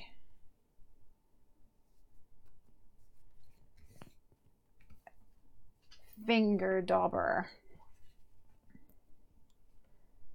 So I'm going to use my yellow card and my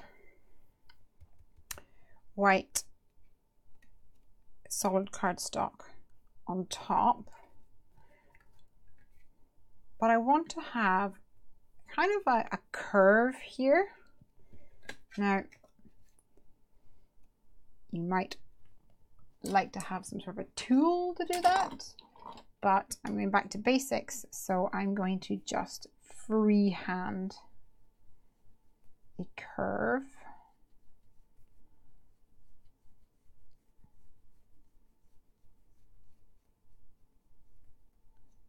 on my card. Of course, it's the kind of thing that you could just draw around a plate or something like that.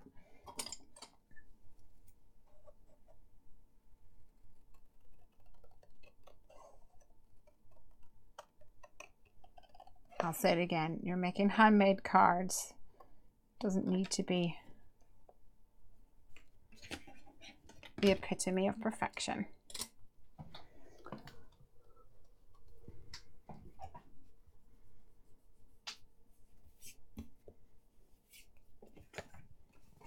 Okay. So this is going to go like this on my yellow card. Make sure I've got it the right way around though. And I'm going to use my finger dauber and this. Bye, Mona. See you later. I'm going to use my finger dauber and my distress ink, and I'm going to create a polka dot background. And I'm not going to worry about being perfect. That's not my jam. I'm going to dab it in and do straight down to create a circle, and I'm going to try and keep it in a line. So as I dab it, move over about an inch, dab it, move over about an inch, dab it. If it doesn't work out that way, it doesn't matter. Go in the middle, dab it,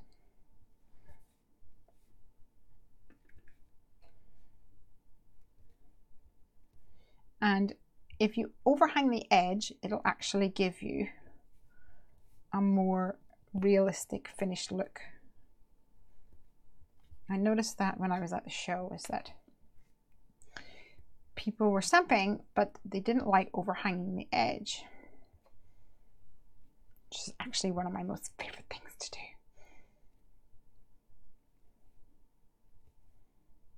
There we go. So instead of re-inking near the bottom, I just used the ink that was already on here, and that means that it does fade out a little tiny bit. My finger's all sweaty in there. This is going to go here, like this. And then we're going to add a sentiment down here, but we're going to curve it. And I think what we'll do is we'll have the shake your tail feathers sentiment. And where is my acrylic block?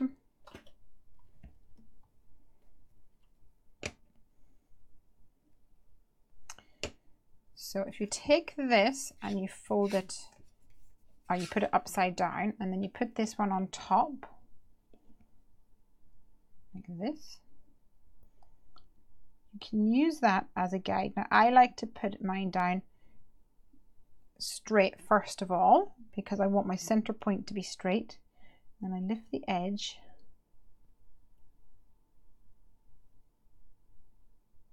and try to bend it in a somewhat even fashion,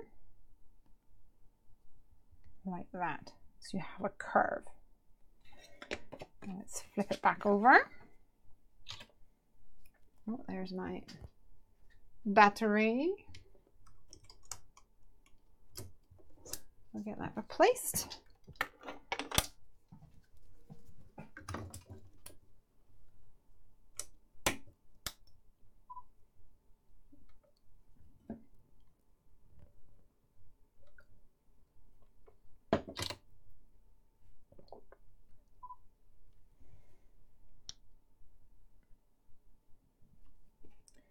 So now I'm actually going to just take a little piece of Heffy tape to hold this in place on my card.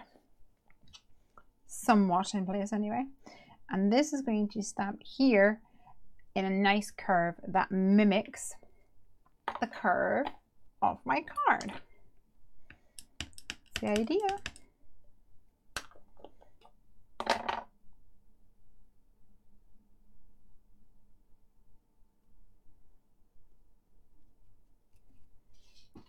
Shake your tail feathers. And I think really this one needs another. This one needs a wobbler. Wobbly woo. So guys, is it a wobbler or a wobble? Because I added them to the store and in all my marketing for this, I've called them a wobbler. And then it was only when I think it was Craig was looking for something online or something, he saw that other people were calling them a wobble.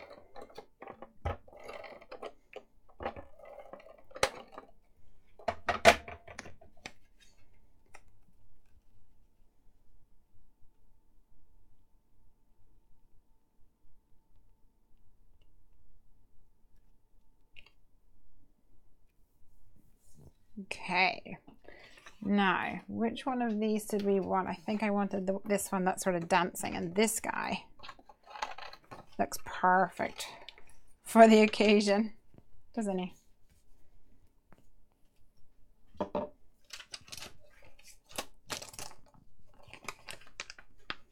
He looks like he's dancing already.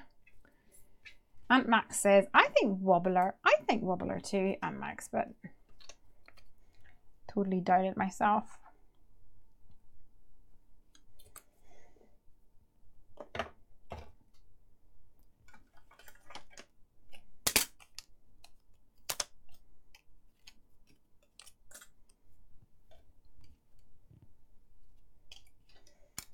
Now I'm actually going to cut out some of the little feathers as well for this one. Because come on, it's just going to be perfect, isn't it, for this cute little guy.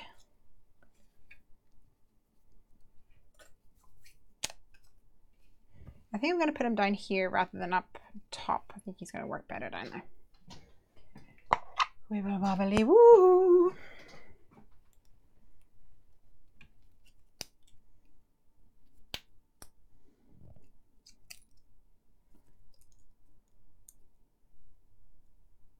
Wonderful. Wobble is a verb. Wobbler is a noun. Agreed.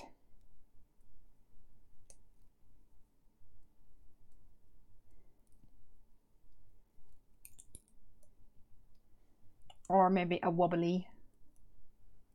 I've only heard them being called wobble cards. Not heard people refer to the actual device. Why are you not sticking? Oh. Smoosh him down. Now, where is my... I've got birds flying everywhere here. Here we go.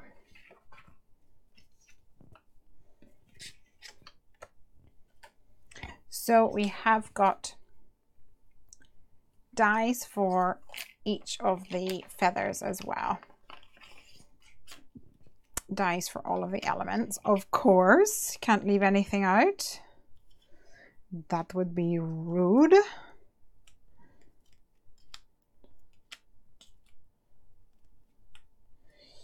And I pre-colored some, so I think I'll do that one. And maybe a red one. And maybe the blue one. No, the red and the green I think would work. That's interesting. C&C, oh, cards and crafts. I've only heard them called bubble cards. Oh, seriously, this week I've been bitten. I think I've been bitten by like a spider. Two big welts appeared on my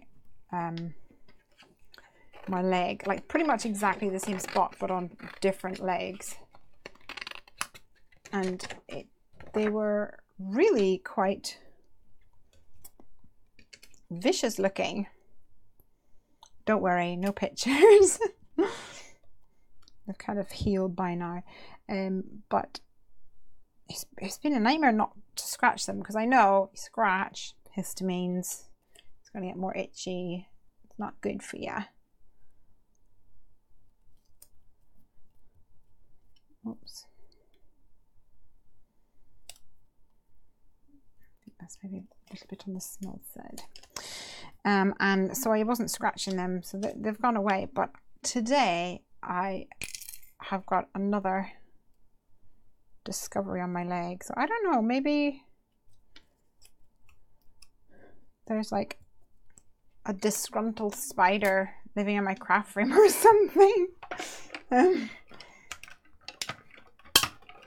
don't know.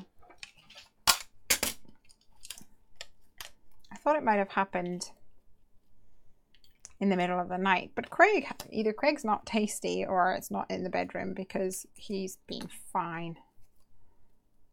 I mean, I think he's pretty tasty. My hubby's tasty.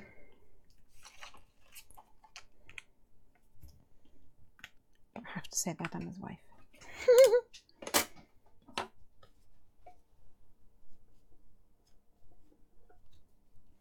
All right.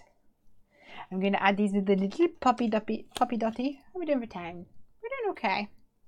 Well, in fact, I have to say, I'm doing fabulously, because it's only past 11. And we have a lot of cards so far.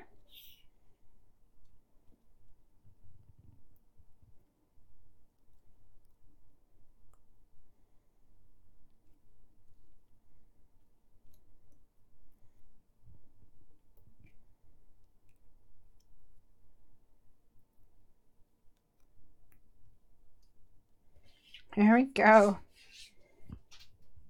Shake your tail feathers. And I think the sentiment is just perfect for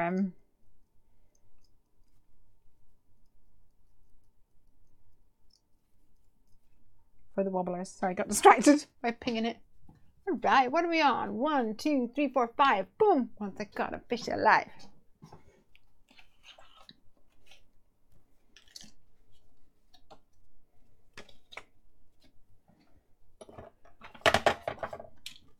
Okay. I wanted to create something with the happy birthday background, or maybe some like strips coming across. I thought would be kind of fun. So I think I might go the red and yellow. Would work well. Let me grab my trim. Check your bed. Now I don't think it's not a bed bug, because I've seen bed bugs and I've seen their bites, so it was definitely not that. This was far more ferocious looking, to be honest. Okay, so it is double-sided, so I'm going to trim up 4. And then I think I'm going to go for like an inch and an inch.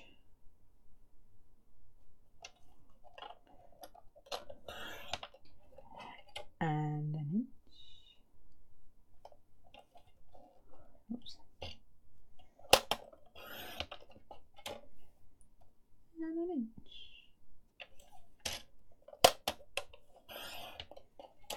And I might need another one, I'm not sure, so I'll not put that too far away. And I'm going to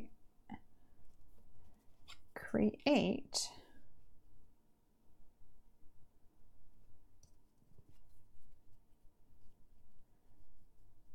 little panels on my card.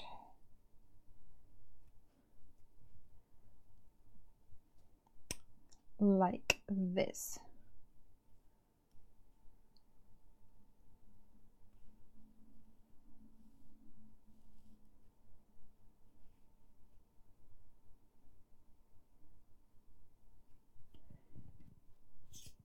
And let's see. I didn't mean for bed bugs, for spiders. Yeah, maybe. How do you check for spiders? Just like look all around.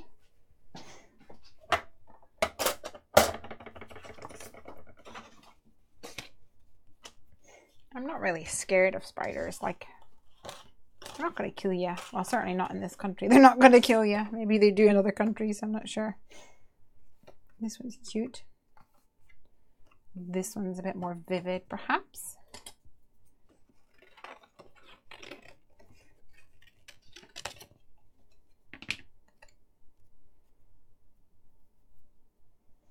Okay.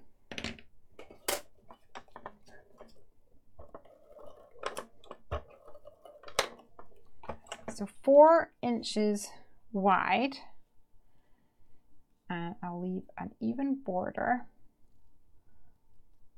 or at least somewhat even, all the way around.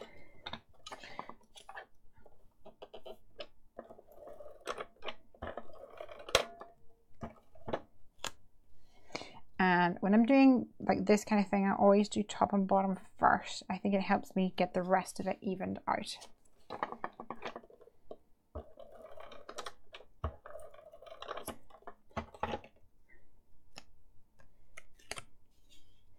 And then I'm going to try and mimic the margin that I have all around here. Mimic that in between here.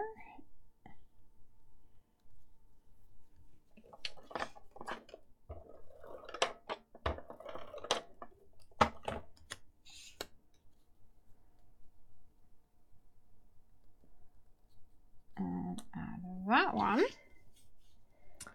And then for here, where is my data? So we want about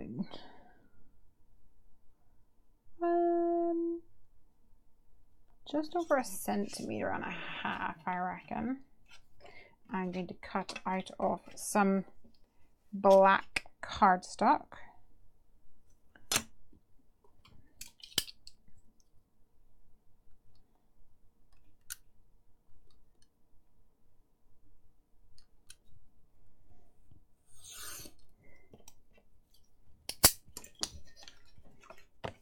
And then I'll have some more white as well. And a strip.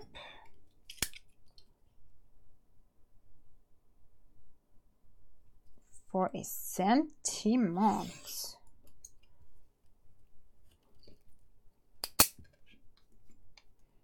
Aunt Max says, we have some nasty ones here. That's why when we spot a bite, we soak it in Epsom salts. It draws the poison out and reduces the itch. I'm not sure what Epsom salts are, to be honest. I think it's like a bath salt, but I don't know what that is either, to be perfectly honest. All right, so I'm going to add this guy here, I reckon, with a sentiment. Or I might just not a sentiment. I mean, add a black strip. I kind of like the way the black pops, though. Pop.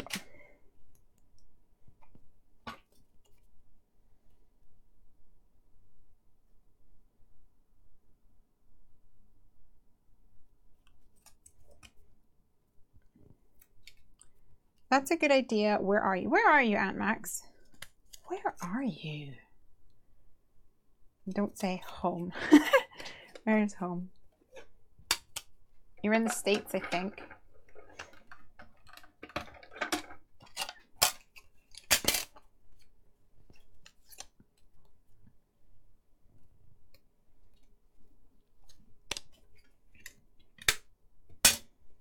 Okay, so I need a sentiment for here.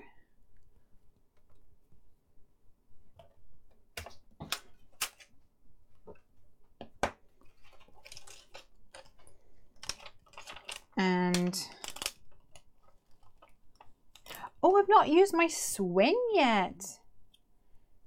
Definitely need to do that. Oh, why don't I add the swing here? And I can add it with some of my twine. I've not used my twine yet either.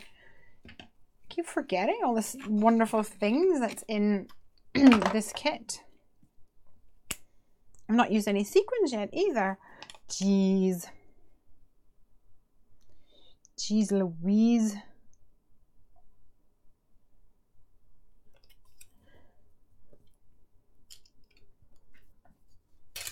So many things.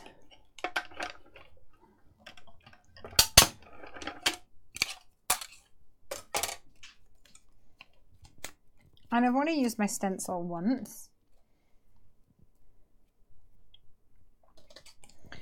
So you can see there how it cuts out the little swing on the inside as well as on the outside. Now I'm going to take a pokey tool like such.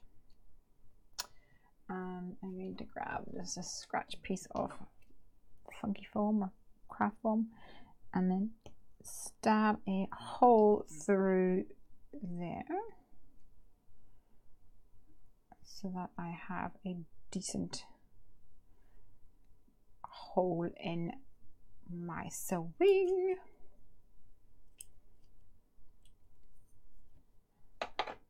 And Max says, Oregon. We have brown recluse amongst other things. Ooh. Okay, so let's get this on the go. Some twine. So grab some of your twine. Push it through the little tiny hole.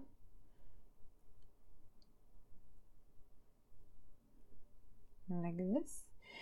And for this one, I'm going to take my loop and put my tails through the loop and pull it up like this so that I have a double twine situation going on here, and that's going to hang down like this. Now I'm going to do a naughty thing and pull this back and hope it doesn't rip everything. Oh, there's the and fold it in.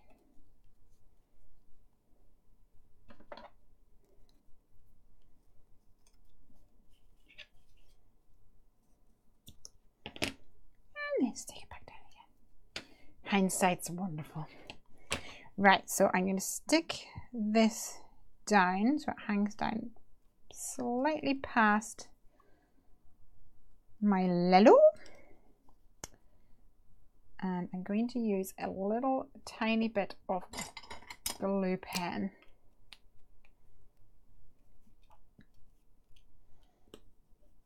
here. I'm in Australia, it says Dye Cards and Crafts. We have some nasties. Not all, some cute stuff too. Yeah, you get the cuties.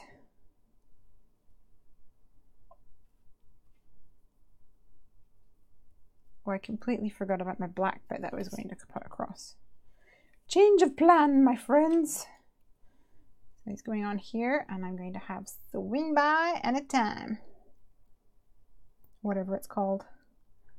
Swing by anytime.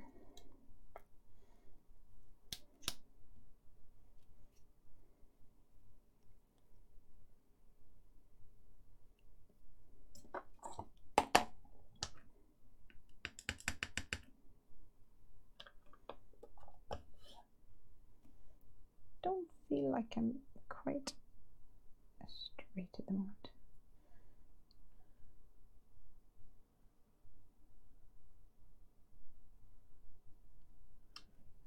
There we go. What do you reckon? Cute? Cute or what?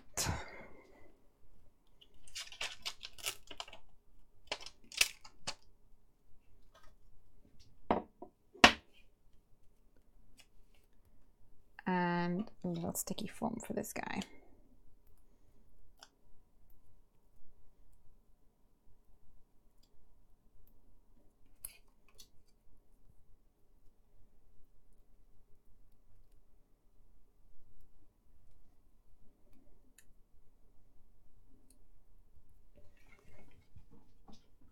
Although I've just realized that it says happy birthday all over it, and then I've put a very generic sentiment on it that says swing by any time.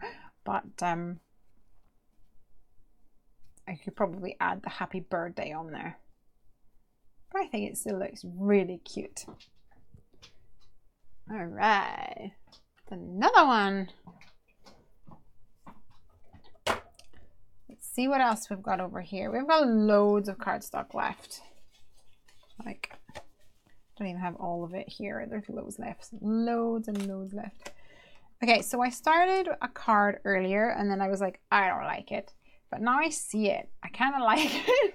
So I'm going to walk you through how I did it. And then I can maybe finish it off.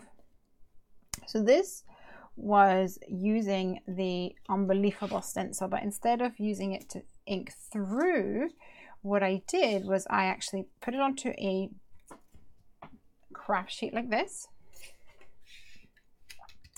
And then I dabbed my ink all over the back of it and spritzed it very, very lightly with a mister, not with a water bottle with big droplets.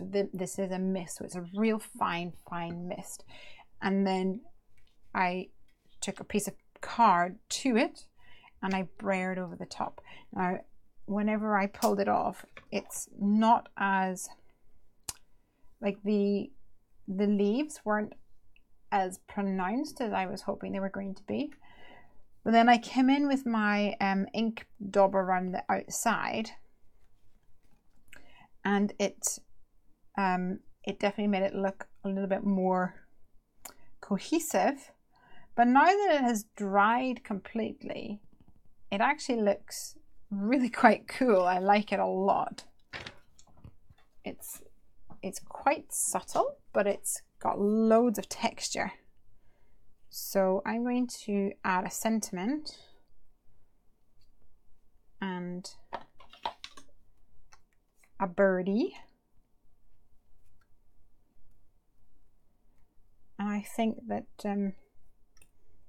it'll make a pretty cool card.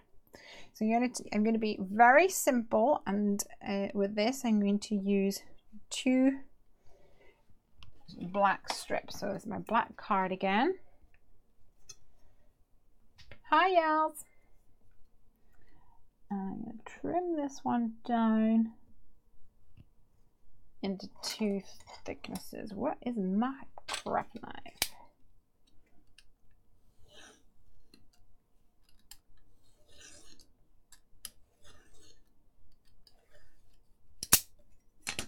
So I have a thick and a thin.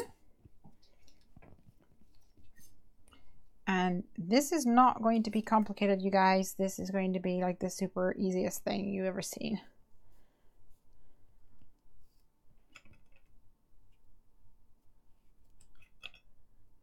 Because I'm going to use my black strip as a anchoring element. So it's just a design element.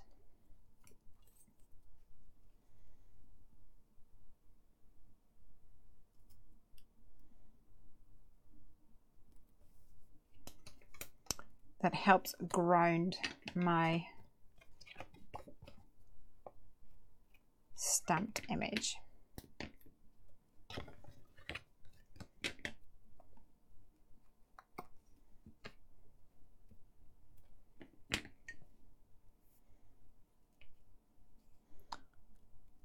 So I'm going to add the other one on either top or bottom. I'm not sure yet. I think on top with a little glue pen.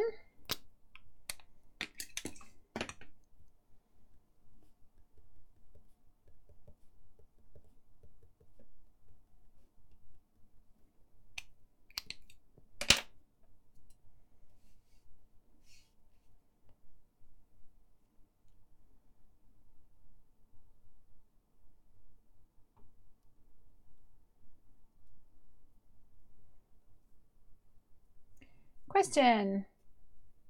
When building layers and in general gluing with regards to card making, what is the best? Okay, anyone can chime in here. So I definitely have different tools that I prefer in different situations. If it's card on card or paper on paper, and it's a large area, I like my ATG gun or a glue runner, like a little roly, like a mouse thing. I really like those. They stick well if you get good ones, and it's really quick to do. If it's something like an element like this, like a birdie, it's pretty especially for this guy, it's pretty cumbersome to get it like just right on there. So I would normally reach for a glue pen. Now the glue pen is quite a thin layer, so if it was a heavier card, then I might go for a multi-matte medium. This is ridiculously strong. Like a really thin layer of the matte medium is going to stick things good and proper. They are not going to fall apart or disappear or anything like that. It is almost like a collage medium. This is kind of reminding me of like an electricity line. What do you guys think? Does it kind of remind you of that? It's kind of fun. I'm going to add another bird.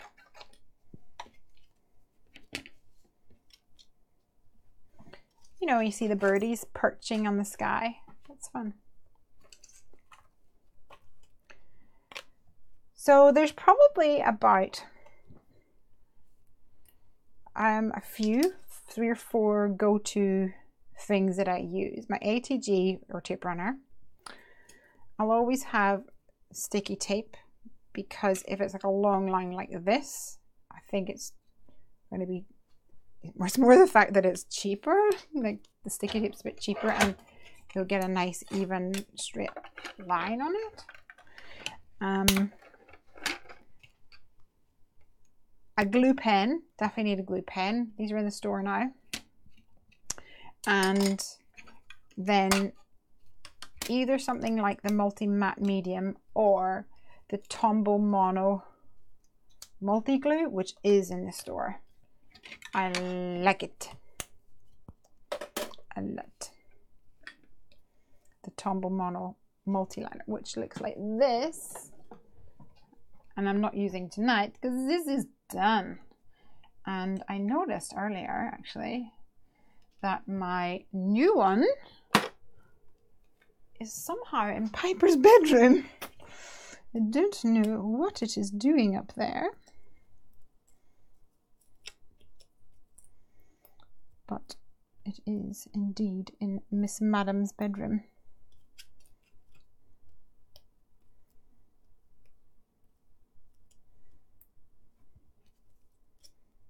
Okay, so these guys are gonna go here. This one's gonna go up here. Let's see what sentiments we can do for this one.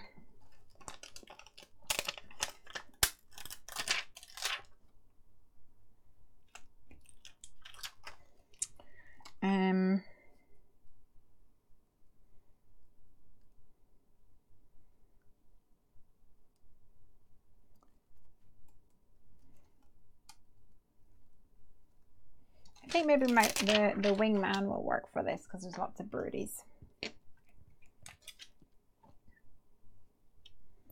So, everybody else, what's your thoughts? What's your preference on glue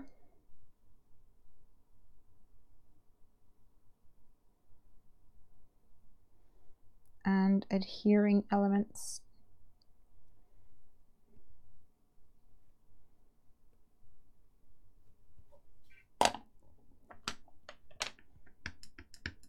Thanks for input. I created a lovely card, but I ruined it using a glue stick as it buckled the card. It was a big mistake. Lesson learned.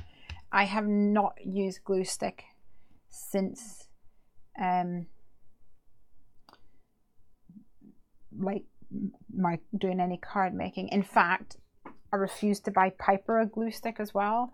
It clumps, it dries up really easily. If it gets hot, it doesn't stick, it pulls away.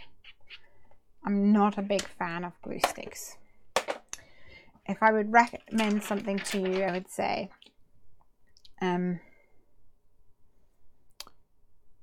yeah, move away from glue sticks and maybe get yourself a tape runner. Now, I have a tape runner. We have some in the store. It's not this brand. It's a Sticks 2 brand. Mine's inside, and so it has the adhesive, and you just pull back, and it leaves you a nice strip. But yeah, we've got them in the store if that's something that you need. I like the Tombow. You get a bit of wiggle room before it sets. Yes. Now, the only thing about the Tombow for beginners, and I wouldn't have even noticed this or realized this if it wasn't for the craft show that we just did, because we had a lot of people there that weren't card makers, like seasoned card makers. They were just doing it, and they put so much glue on it, and you have like a word die or something, and you literally need like dots every 3/4 of an inch or something. You don't need to cover the whole thing, and then whenever you squeeze it down, it's going to move, it's going to spread out, it's going to like thin out. And if you use a wet glue, you need to kind of go through that learning curve, I think, because otherwise the glue will squeeze out, and you'll get frustrated because it will kind of feel like it's ruined your project. But if you just go with a small amount, little dots rather than like big squiggles or big squirts, then you are onto a winner. I love my Tombow Mono. I'm gonna see if I can find any of these little sequins. Any that might work on this card.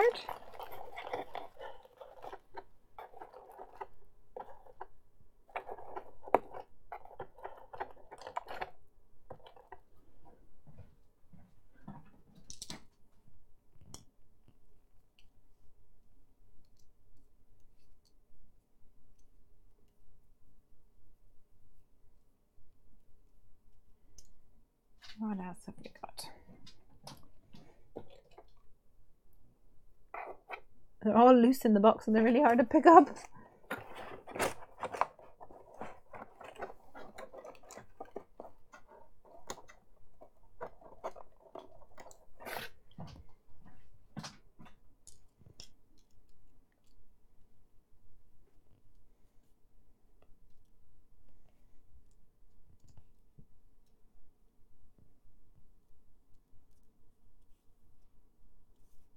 There we go.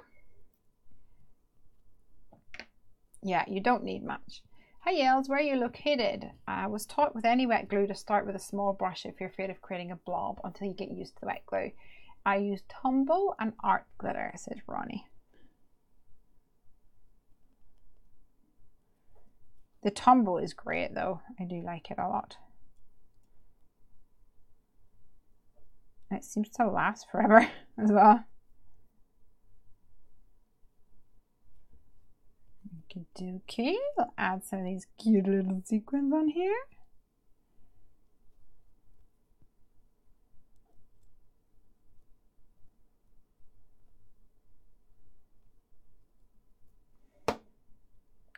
Bring a little bit more color. into the card. Here we go. I've got another card done. We're good. Yell says, I'm in England. Me too. Love that card sequence. Great. Yay! I think the background is quite interesting. Let me see if I can put on your close-up cam. It's one of those ones that looks like it's just messy, and then you're like, actually, it's really quite interesting. I think it's fun.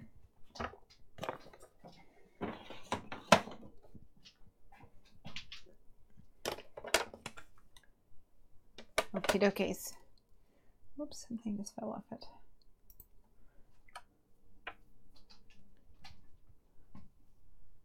We're doing wonderful.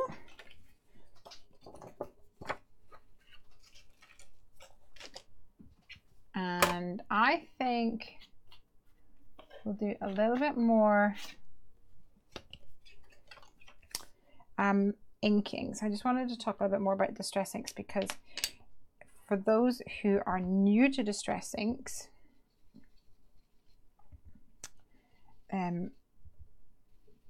I might not know, because the thing is about distress inks, especially for newbies, is that distress inks are more of a technique ink rather than an ink for stamping sentiments, which is why at this moment in time you haven't actually seen me stamp anything in green ink. You can, but it's hard to get even results with the distress ink because of the way that it reacts. It's designed to react with water.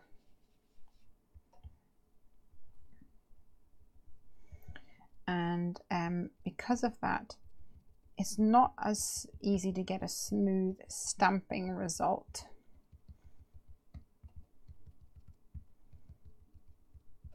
With distress inks. Distress oxides, on the other hand, if you're familiar with, or other people here on the stream may be familiar with, distress oxides are a lot easier to get a smooth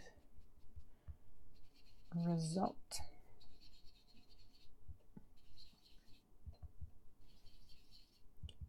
But this ink does give beautiful results because of the way that it activates and reacts with water. So I'm using my finger dauber to blend some ink onto my card here. You can do swiping actions for different results. Circles work well, and I'm doing it really lightly. I'm not like grinding it into the paper or anything like that.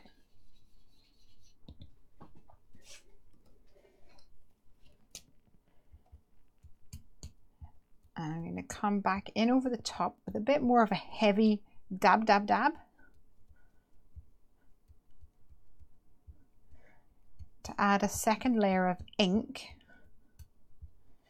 in the areas where my stencil is. It's a really nice green.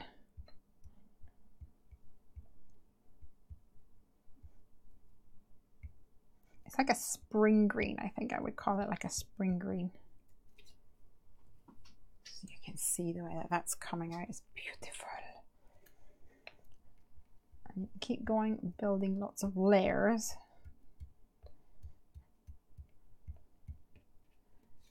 To get a bit more depth to your card.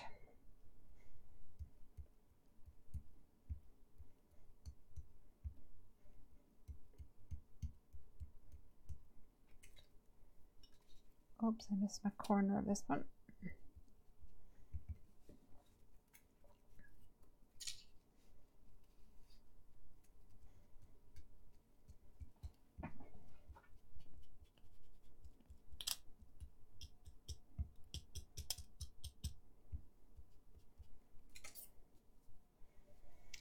And I'm going to carry this on down another bit onto my project, but just very lightly with my dabber. or dauber even, I think technically it's called.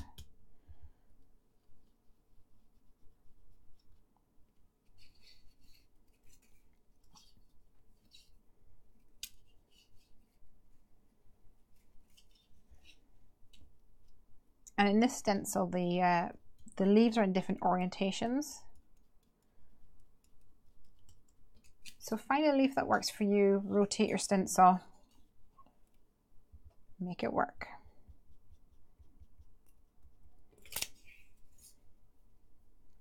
Awesome.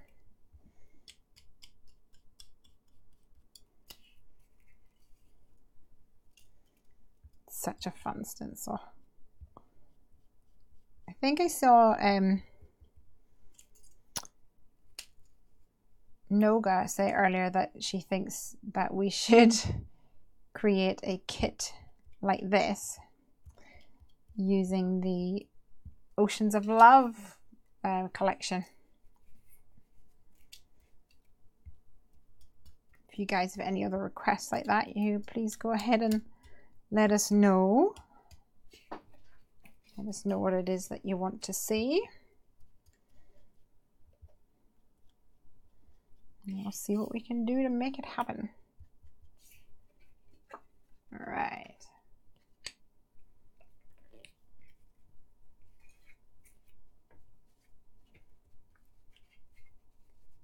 I love the kit. How is it shipping to the US? When you say how, do you mean like physically what method? It's going by Royal Mail, if that's what you mean. And it's getting sent in that box, so it's protected well. And we've had some really, yeah, we've had quite a bit of orders from the US actually, which is wonderful.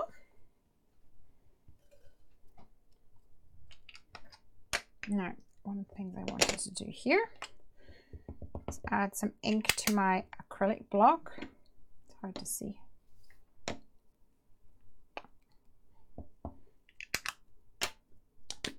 Add a little bit of water to that. And I'm going to now use this as like a paint to splatter for a bit more texture. Average cost for shipping, says Ronnie. So in the store we have a set fee for shipping for our products, our orders. In the, I'm going to get this wrong, so please check. In the UK, the shipping is $3.99. Maybe it's $2.99. I think it's $2.99. In Europe, I want to say $5.99 or $4.99. Maybe $4.99. And then for international, like America, it is £9.99.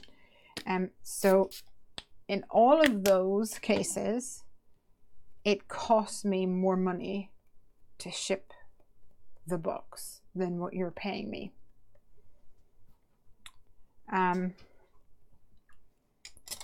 But it just gets super complicated to be like, everything in the shop is this rate, except for this thing and this thing and this thing.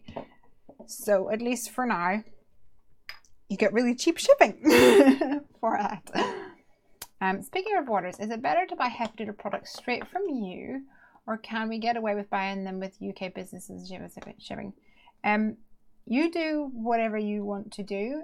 We have got, I know that some people buy from us whenever we have promotions and things on, like for example the Celebrate stamp set and die set. If you spent so much money, you would get that free with your order when you ordered through the Heffy Doodle store. However, you would never get that if, for example, you ordered through one of our retail partners, because it's an exclusive to the Heffy Doodle store. So I know we had a lot of orders because of that, but I understand that shipping is going to cost you more in shipping coming from us than it will be if you order from one of our retail partners that's based in the US. And it really does not matter to me in a way. I really appreciate the support, and whether, you know, if you buy it from one of our retail partners in the US, then they're gonna come to me and place another order. So either way, it kind of all works out, if you know what I mean. So don't feel bad if you want to order it from one of the retailers.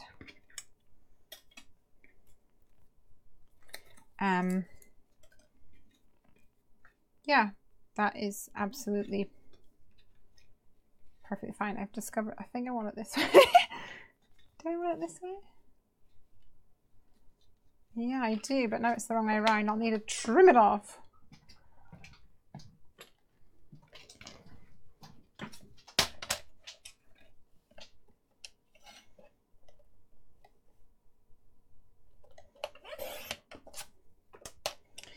I'm going to trim this off, trim this down and add it to a black base, actually.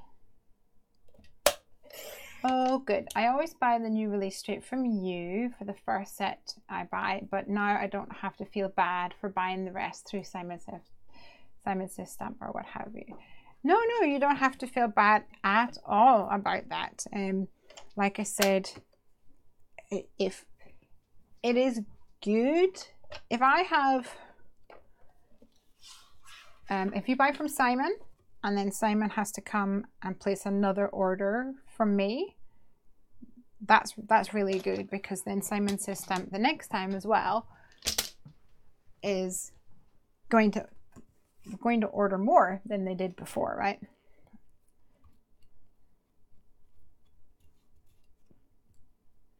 Here we go. So both help me pretty much I wouldn't say equally, but they both have their advantages, I guess.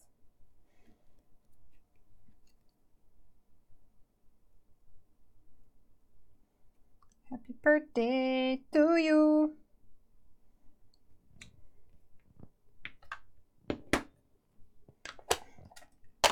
Yeah, so we had a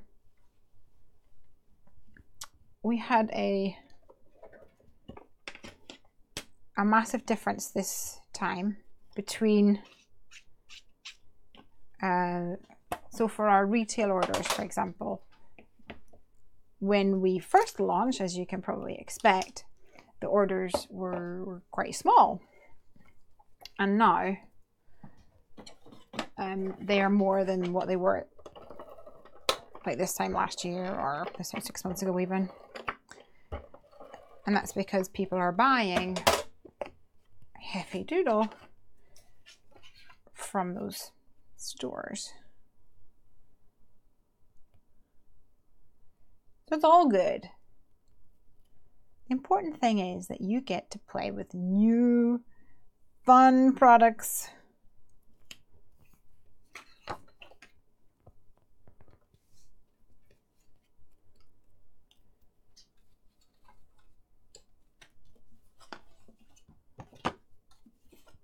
This one's going to be a tub folding note card.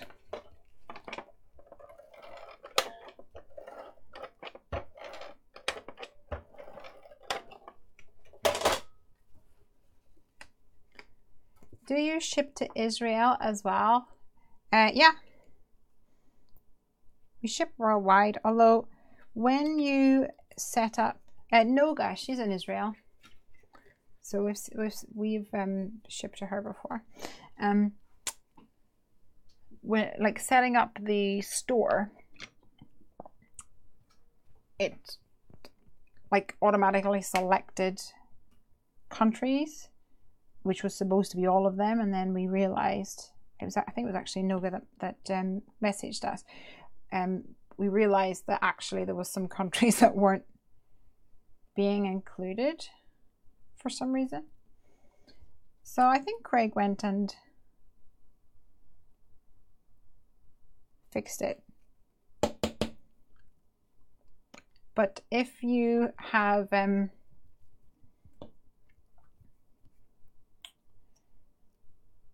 if you go to the website, the Heffy Doodle shop, and you realize that it's not doing something that you expected or wanted to do, please message us, because we might not know that it's not doing it. Aunt Max says, have you done a magical creature set yet? Unicorn, dragon. I don't know what an ACT is. What's an ACT? ACT? What's ACT? What's ACT, Aunt Max? Or a dinosaur set. We have not yet released any of those things, but there may be something coming soon with something with, obviously not an ACT because I don't know what that is. What do you think? Happy birthday! Woohoo! Do you think we'll get another one done? What have we done? We've done enamel dotty dots. We've done stenciling with a mask. We've done the reverse stencil. We've done a gatefold card with some patterned paper. We've done some dots.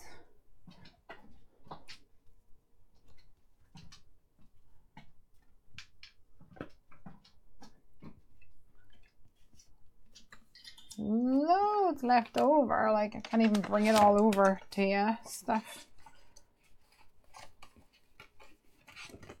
What have we got here?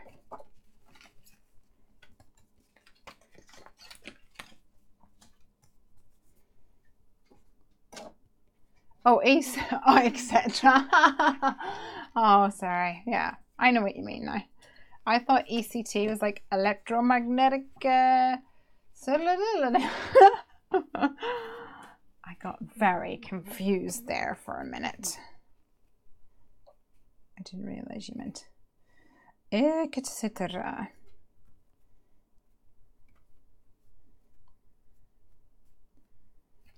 Oh, I wanted to use some more of my twine, maybe. I think Piper's been at my twine. There we go.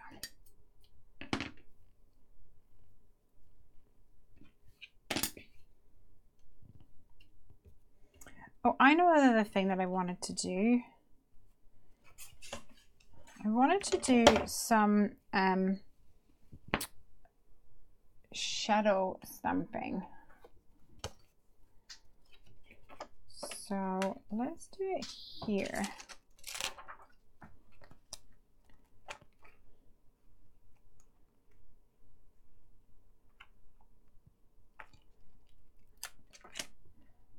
So add my little birdie. I'm going to attempt to create a triangle shape, because I think in my head triangle shapes work better with repeat stamping. And I'm going to just use my black ink, which has ran away to here. Okay, it was fine. Didn't run away, it was just hiding. And then I'm going to need a piece of scratch paper as well. So I'm going to ink up my stamp bundle, stamp it on some scratch cardstock, and then stamp it on my card. Oops. Turn my stamp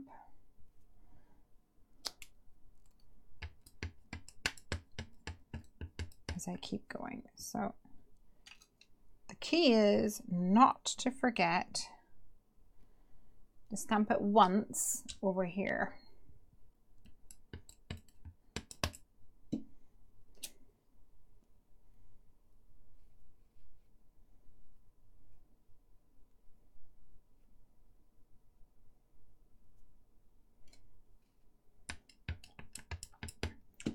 And by putting several of these on to the block at once, you can end up doing this much quicker. Yell says, Noga Schaefer, I know her. Yes, Noga Schaefer. She's brilliant.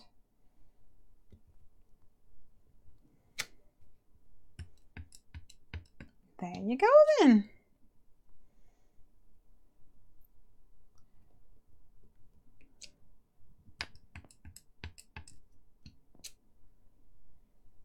All right.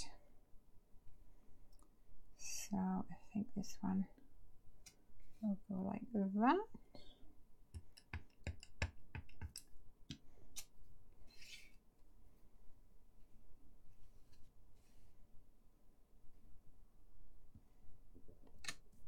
Getting there. Question: does anyone sell their cards? Good question. If people message me and they like want to buy a card that I've made, then yeah, I'll sell them the card, quite frankly. But it's not something that I like. I don't sell them at a craft fair or like a local shop or anything like that.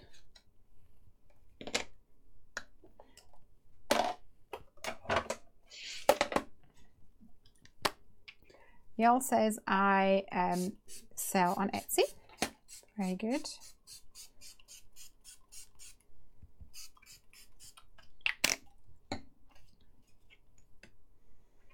I will, for me, I'm more likely to make someone a bespoke card rather than sell one that I've happened to make. So people would say, oh, please will you make me a card for my brother who, you know, he's just got engaged or something like that. And then I will normally be like, okay, what does he like? What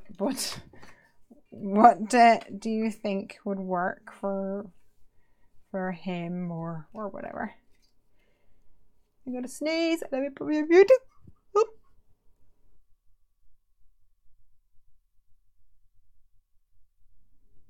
I am not confident that I actually managed to mute that, so apologies for apologies for if I just sneezed in your face. I sneezed down your ears, technically, I think. Okay, so I like this background. I think we need a, we definitely need some color here. Maybe a bit of Lalo. Maybe a bit of teal and a bit of black. Why not go all out?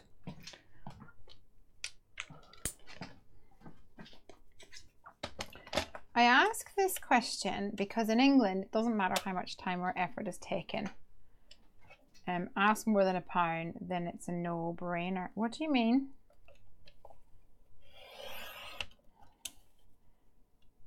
What do you mean by that, yeah? You mean if it costs more than £1, people won't buy it?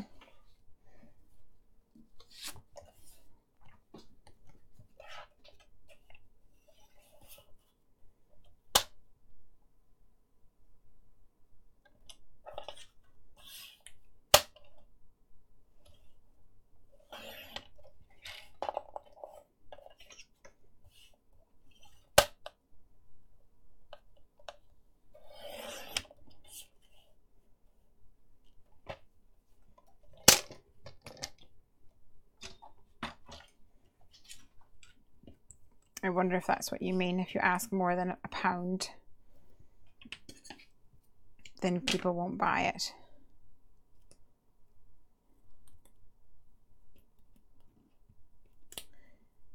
Which I think is, in a way, very true. In England, people have this fixation with paying £1 but no more. And that, my dear friend, is exactly why I don't sell my cards. because I don't think we live. Maybe it's an England thing. I don't know. But it's. Oh, I think I might go diagonally. I think that yes, people are sending cards, that they're not sending it because it is a card that reminds them of a person. They're sending it because it's an obligation. Because in England, it's more about that, I think. Well, I say Britain, I should say, technically. And you can go to the pound shop and you can get a box full of cards for £4. It's got 20 cards in it or something. So it's nothing to do with the quality of the card. It's just the fact that it is a card.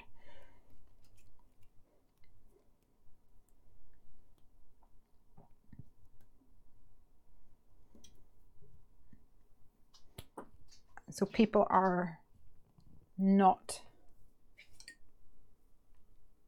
don't send it because people don't send it because it reminds them of something. It's because it's a card. And why buy something at £5 if you can get it for £1? And yeah, I agree with that. And that's why I don't sell my cards, because it is a vast undervaluation. And that's why as well, if it's a custom card, you can say, okay, what is it they like, blah, blah, blah, blah, what do you want? And then I'll say, how much do you want to spend on it? Because if you want to spend £1, I will take a piece of card and I will stamp one thing on it. And I might put like a Nouveau Drop or an enamel accents on it or something like that. But that's pretty much all you're going to get for £1, because it probably costs me more for the card and the envelope, and that's it, right? And so if they want to spend £20 or something, then I might even make it a light up card. Woo! That kind of thing.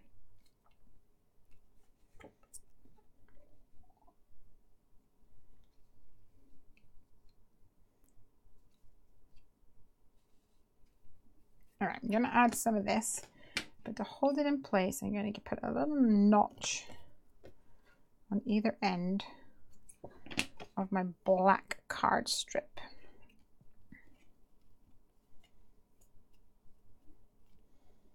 Which will mean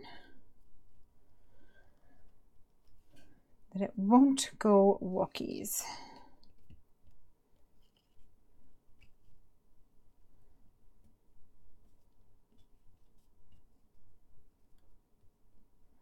Yeah, and it makes me sad when I see people selling cards on Etsy that are at £1 because they just want to sell them and get anything for them rather than nothing.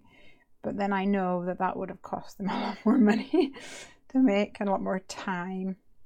I remember whenever I was making cards and somebody said to me, oh my gosh, Lesley, like, you're really good at this. You need to quit your job and just make cards. And I was like, okay.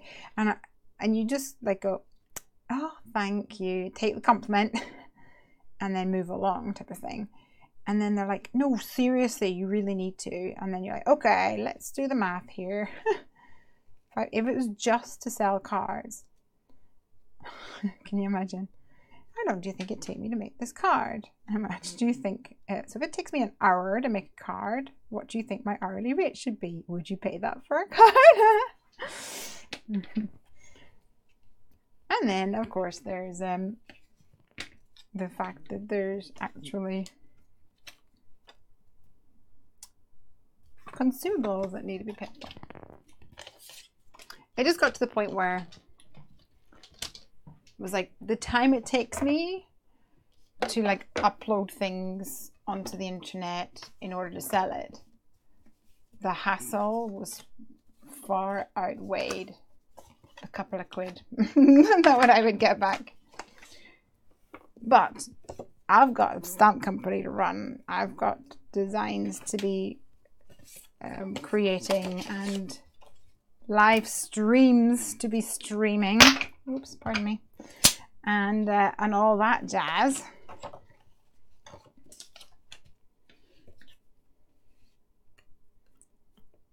Maybe other people have got time to do that quite happily.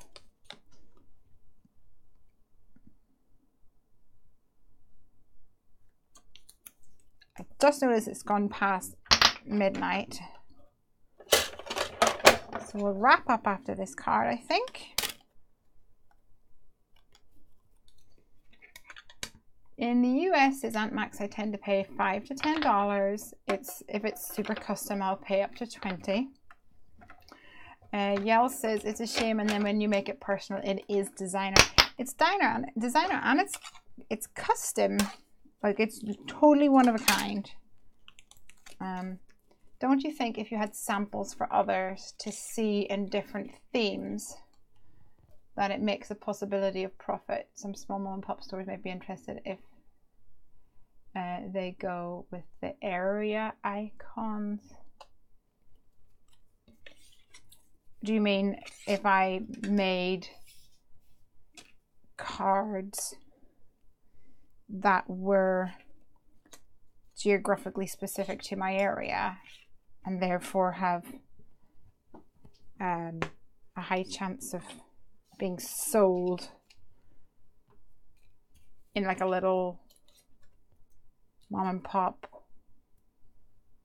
store? Like, if I made them specific to the area, maybe, but I don't know whether I want to make cards that are specific to the area. I want to make cards that I want to make. I would rather make cards that don't, I'd rather make the cards I want that make me no money than spend my time making cards that I don't want to make in order to get a little bit of money. Does that make sense? But that's just me. Everyone's so different. You should try selling on the internet, says Yo. That's what people say to me about making bags. People don't realize what material costs and your time. Very, very true. Yael says, I've made a load of cards, for my daughter, and she owes me a fortune. She loves my cards, but owes me a fortune. Yeah, that's it.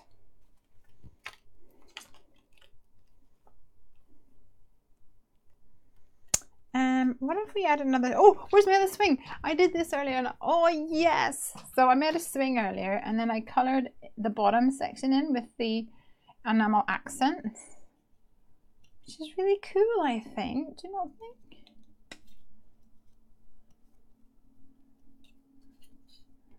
It just looks like it's a little plasticky swing rather than a wooden one.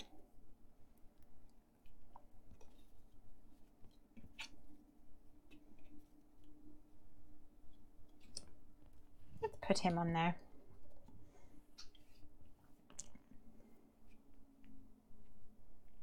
It's introducing some more colors, but hey ho!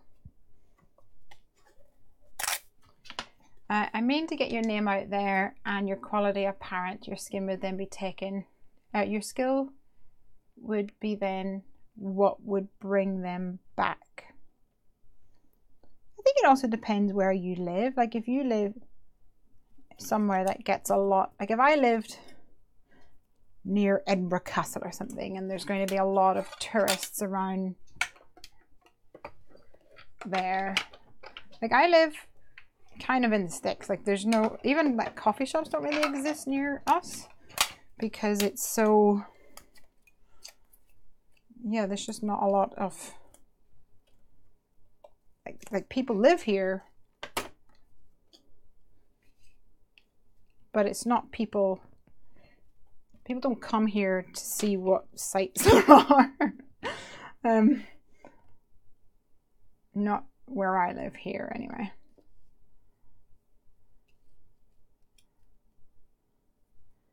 Okay, this time I'm going to put a piercy tool. Where are you? I had you earlier. There you are.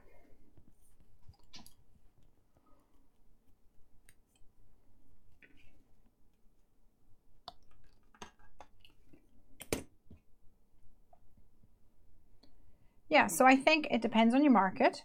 It depends on probably your style as well. Because if you have a style that is very whimsical or something, then that might work well in that particular market.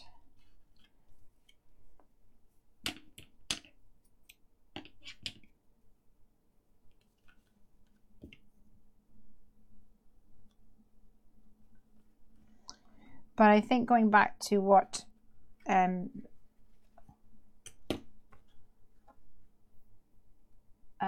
was it Yells said? That they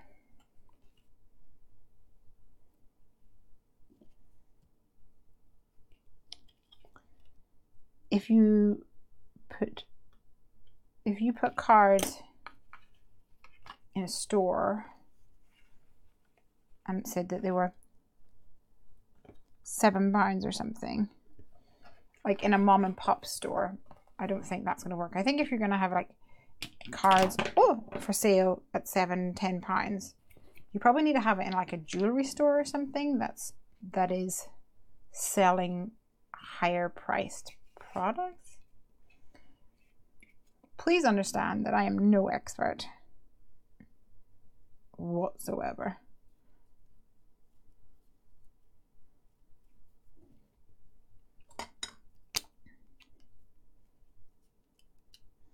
I did, however, when Craig worked in Guildford in a studio, a computer game studio, where there was like hundreds of people there, I did actually have some cards on sale at the reception. And I think I sold my cards for £1.50 each. So it's like $2 each or something like that.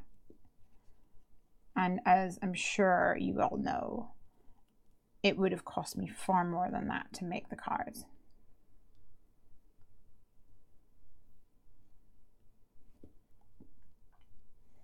But it was more the case of, I've got so many cards here.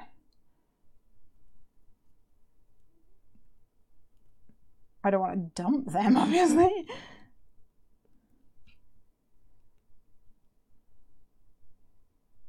And I do every now and again send them to people. Only crafty friends. But I did that once and then I ended up spending like $80 on postage. So I was like, this was a very expensive kind act. I did enjoy it though, it was fun.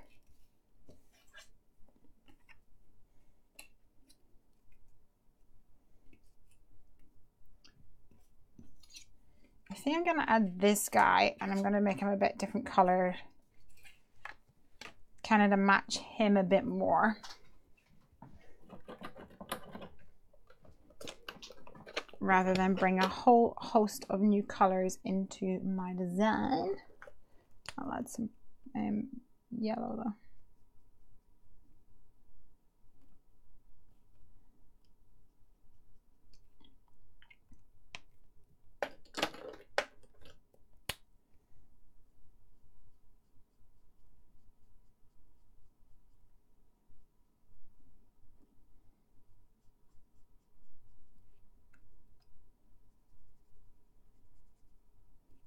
Little G00, and then I'll actually be blending that into a bit more of a teal color.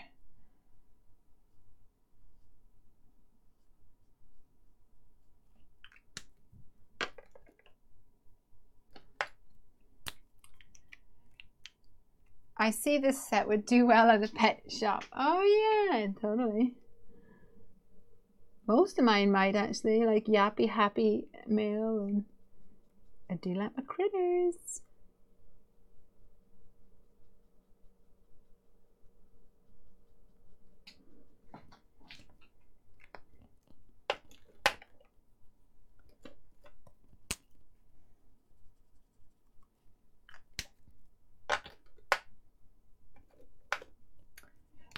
waiting for the store in BC to sell your stamps. I hope you've told them that.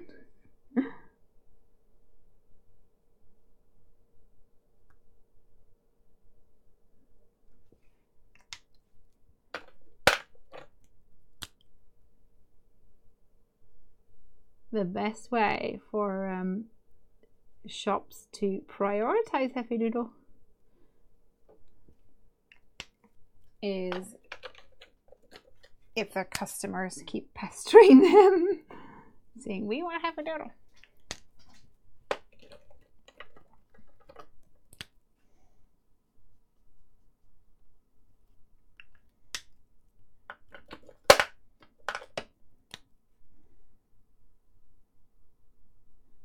This guy's going to get some dot detailing. Why not?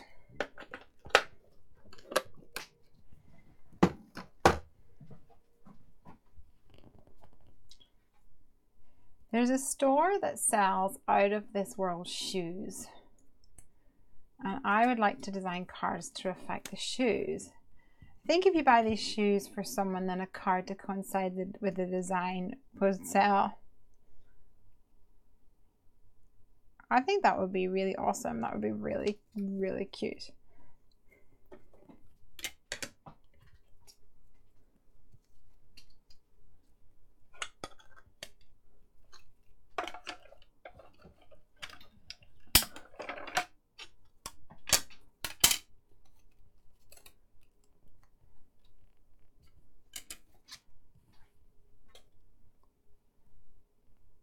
Yeah, let's talk to the shop and take some samples to show them. Did I just throw out my... What did I do with it? Did I just throw out him and... Where did you go? Oh my god. It's getting late.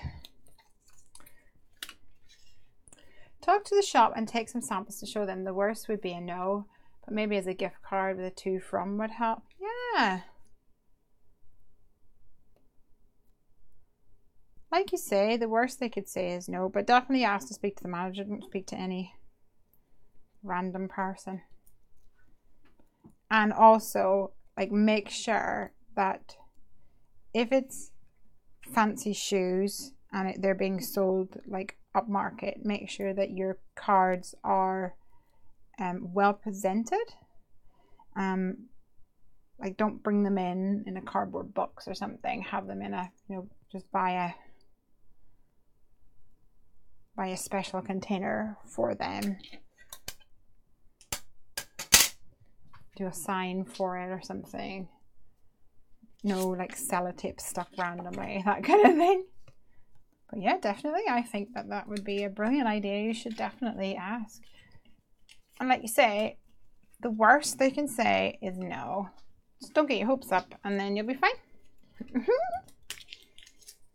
Guys, we have been crafting our little feathers off. I'm not even going to put a sentiment on this one. I'm going to leave it as is. Oops.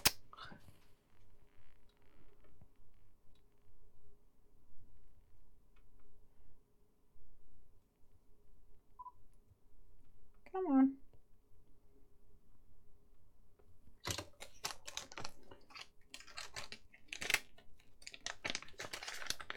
I might try this. Thanks for the input, Lesley.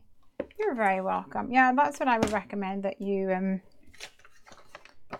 if it's a high-end shoe store, like even when you walk in, be well presented as well. Not in like scruffy jeans or something, especially if that's the market that you want to sell to.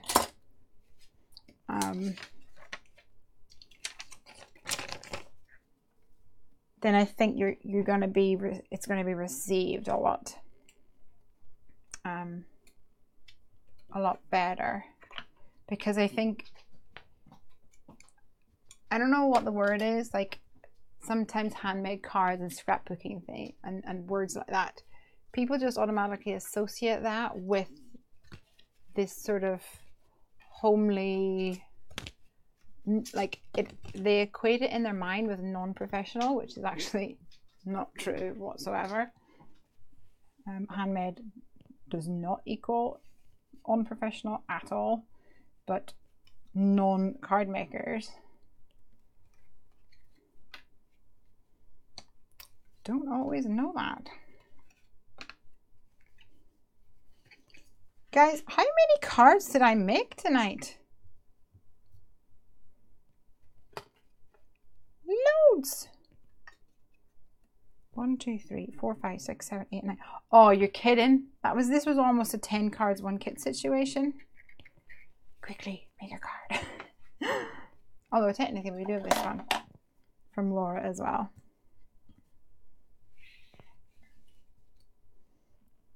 Let me show you some of these other ones that I have on my desk from the craft fair. This one's quite similar to this one. This is the thanks that I use with the enamel accent. Oh, flocks of birds. This one is a kind of a different take on the background stamping that we have there. Plain and simple, but cute with the aqua. Oh, this one I pulled off because I wanted to use him for something, take a photo. And then we've got another wobbly wobbly woo.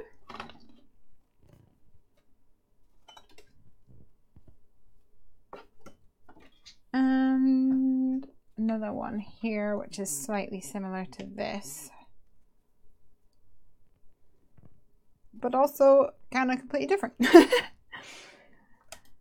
So it just goes to show you that actually this this kit, you can get so much out of it. Obviously, I've probably used more white cardstock in all of these cards than is included in the kit, but presumably people have some white cardstock at home that they can use to top up what is in the kit.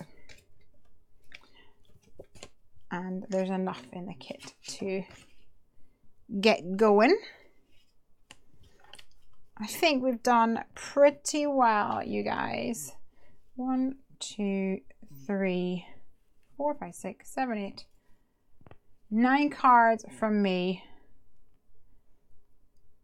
with 1 from Laura. What's your thoughts? So tell me, which is your favorite? And while you do that, I might just sneakily put together another card. Yes, I want to know which is your favorite.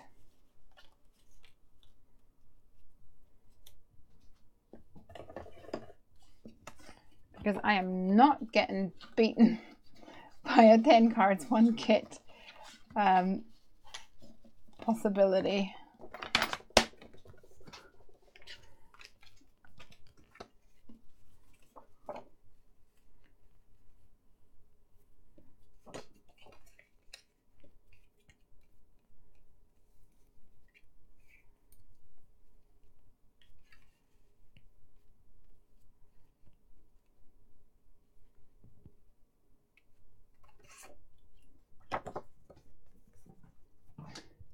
Let's see, we're going to trim this down.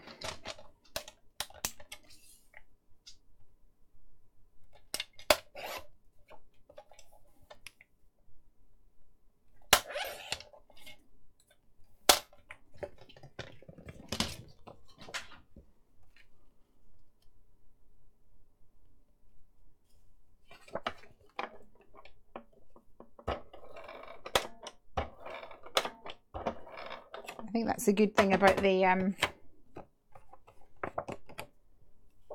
pattern paper, is that you can very quickly create a card using pattern paper.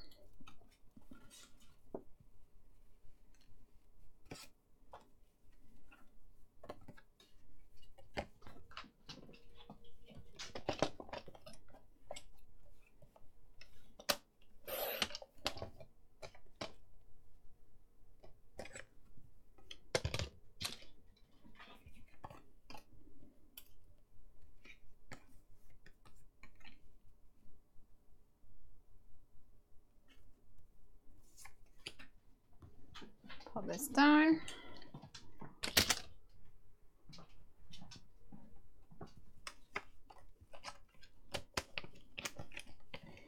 Have I used them all? Thanks for always being my wingman. Thanks for you. Birds and feathers stick together. Shake your tail feathers. Happy birthday, swing by any time. I miss our chats of birthday.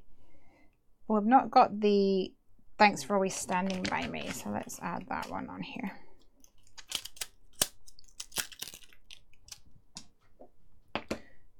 I shall not be beaten by this. So close to 10 cards.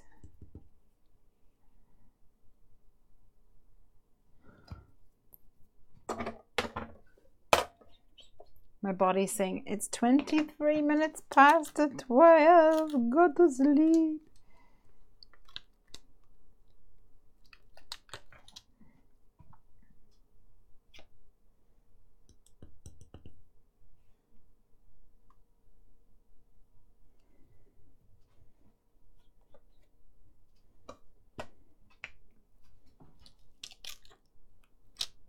Craig's gonna be so impressed.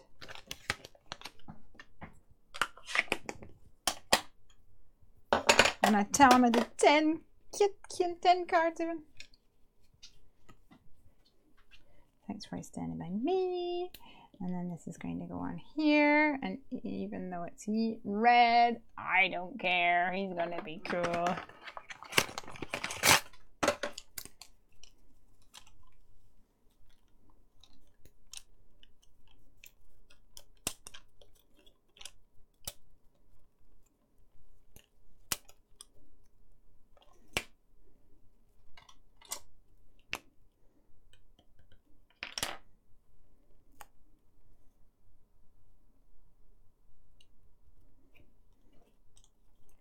Alright.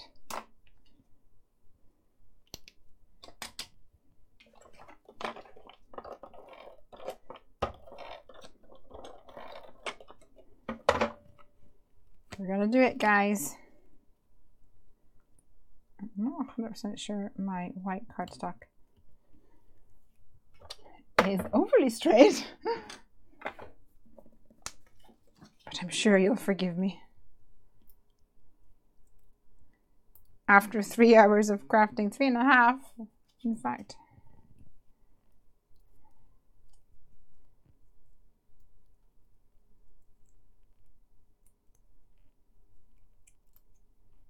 All right. Woohoo! Right. So, let me read back. So we've got, gosh, we've done a lot. Yes, top 3 starting on the left. This, and this. Oh, stop. Let's take on the left. The red and yellow birthday. Red and yellow birthday. Okay. Simple. You saw that as like a 2-minute card. Birthday. Which is the birthday? Happy birthday. Is that the one? Or happy birthday? I like the one with the stamped in black ink background and the flying bird. And the bird in the swing. Awesome. Tail feathers is great too. Where's tail feathers? Oh, this one. A boingy boingy boingy boing. It's so much fun. Well, I reckon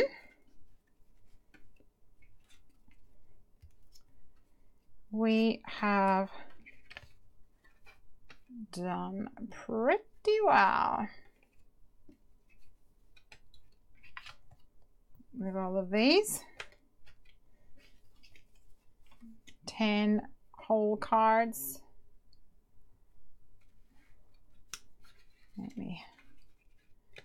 I can now update my video to be a 10 cards 1 kit video. Yay! Right, you guys. I am pooped, as I'm sure you can appreciate. This is really warm in here as well. 26.5. Not too bad. Not as bad as it has been. Thank you so much for joining me, and I hope that you enjoyed playing along, especially those of you who have been have purchased the kit and have hopefully been enjoying playing with it. I think you can see that this set has some great versatility, and the bits and pieces that you get in the kit actually go a long way. Thank you so much for joining me. I'll be back next Friday. As far as I'm aware, yeah, I think so. So I shall leave you guys to your week. Have a wonderful week. I'm off to Dumpling Fest tomorrow, and I'm going to eat all the dumplings and have a wonderful weekend. Aunt Max says, Heffy the Bionic Crafter. Yeah, pretty much. Although I think this Bionic Crafter needs to recharge her batteries. Sweet dreams, everybody, and have a wonderful weekend, and I shall see you guys next week. Cheerio, love y'all. Till next time, happy crafting.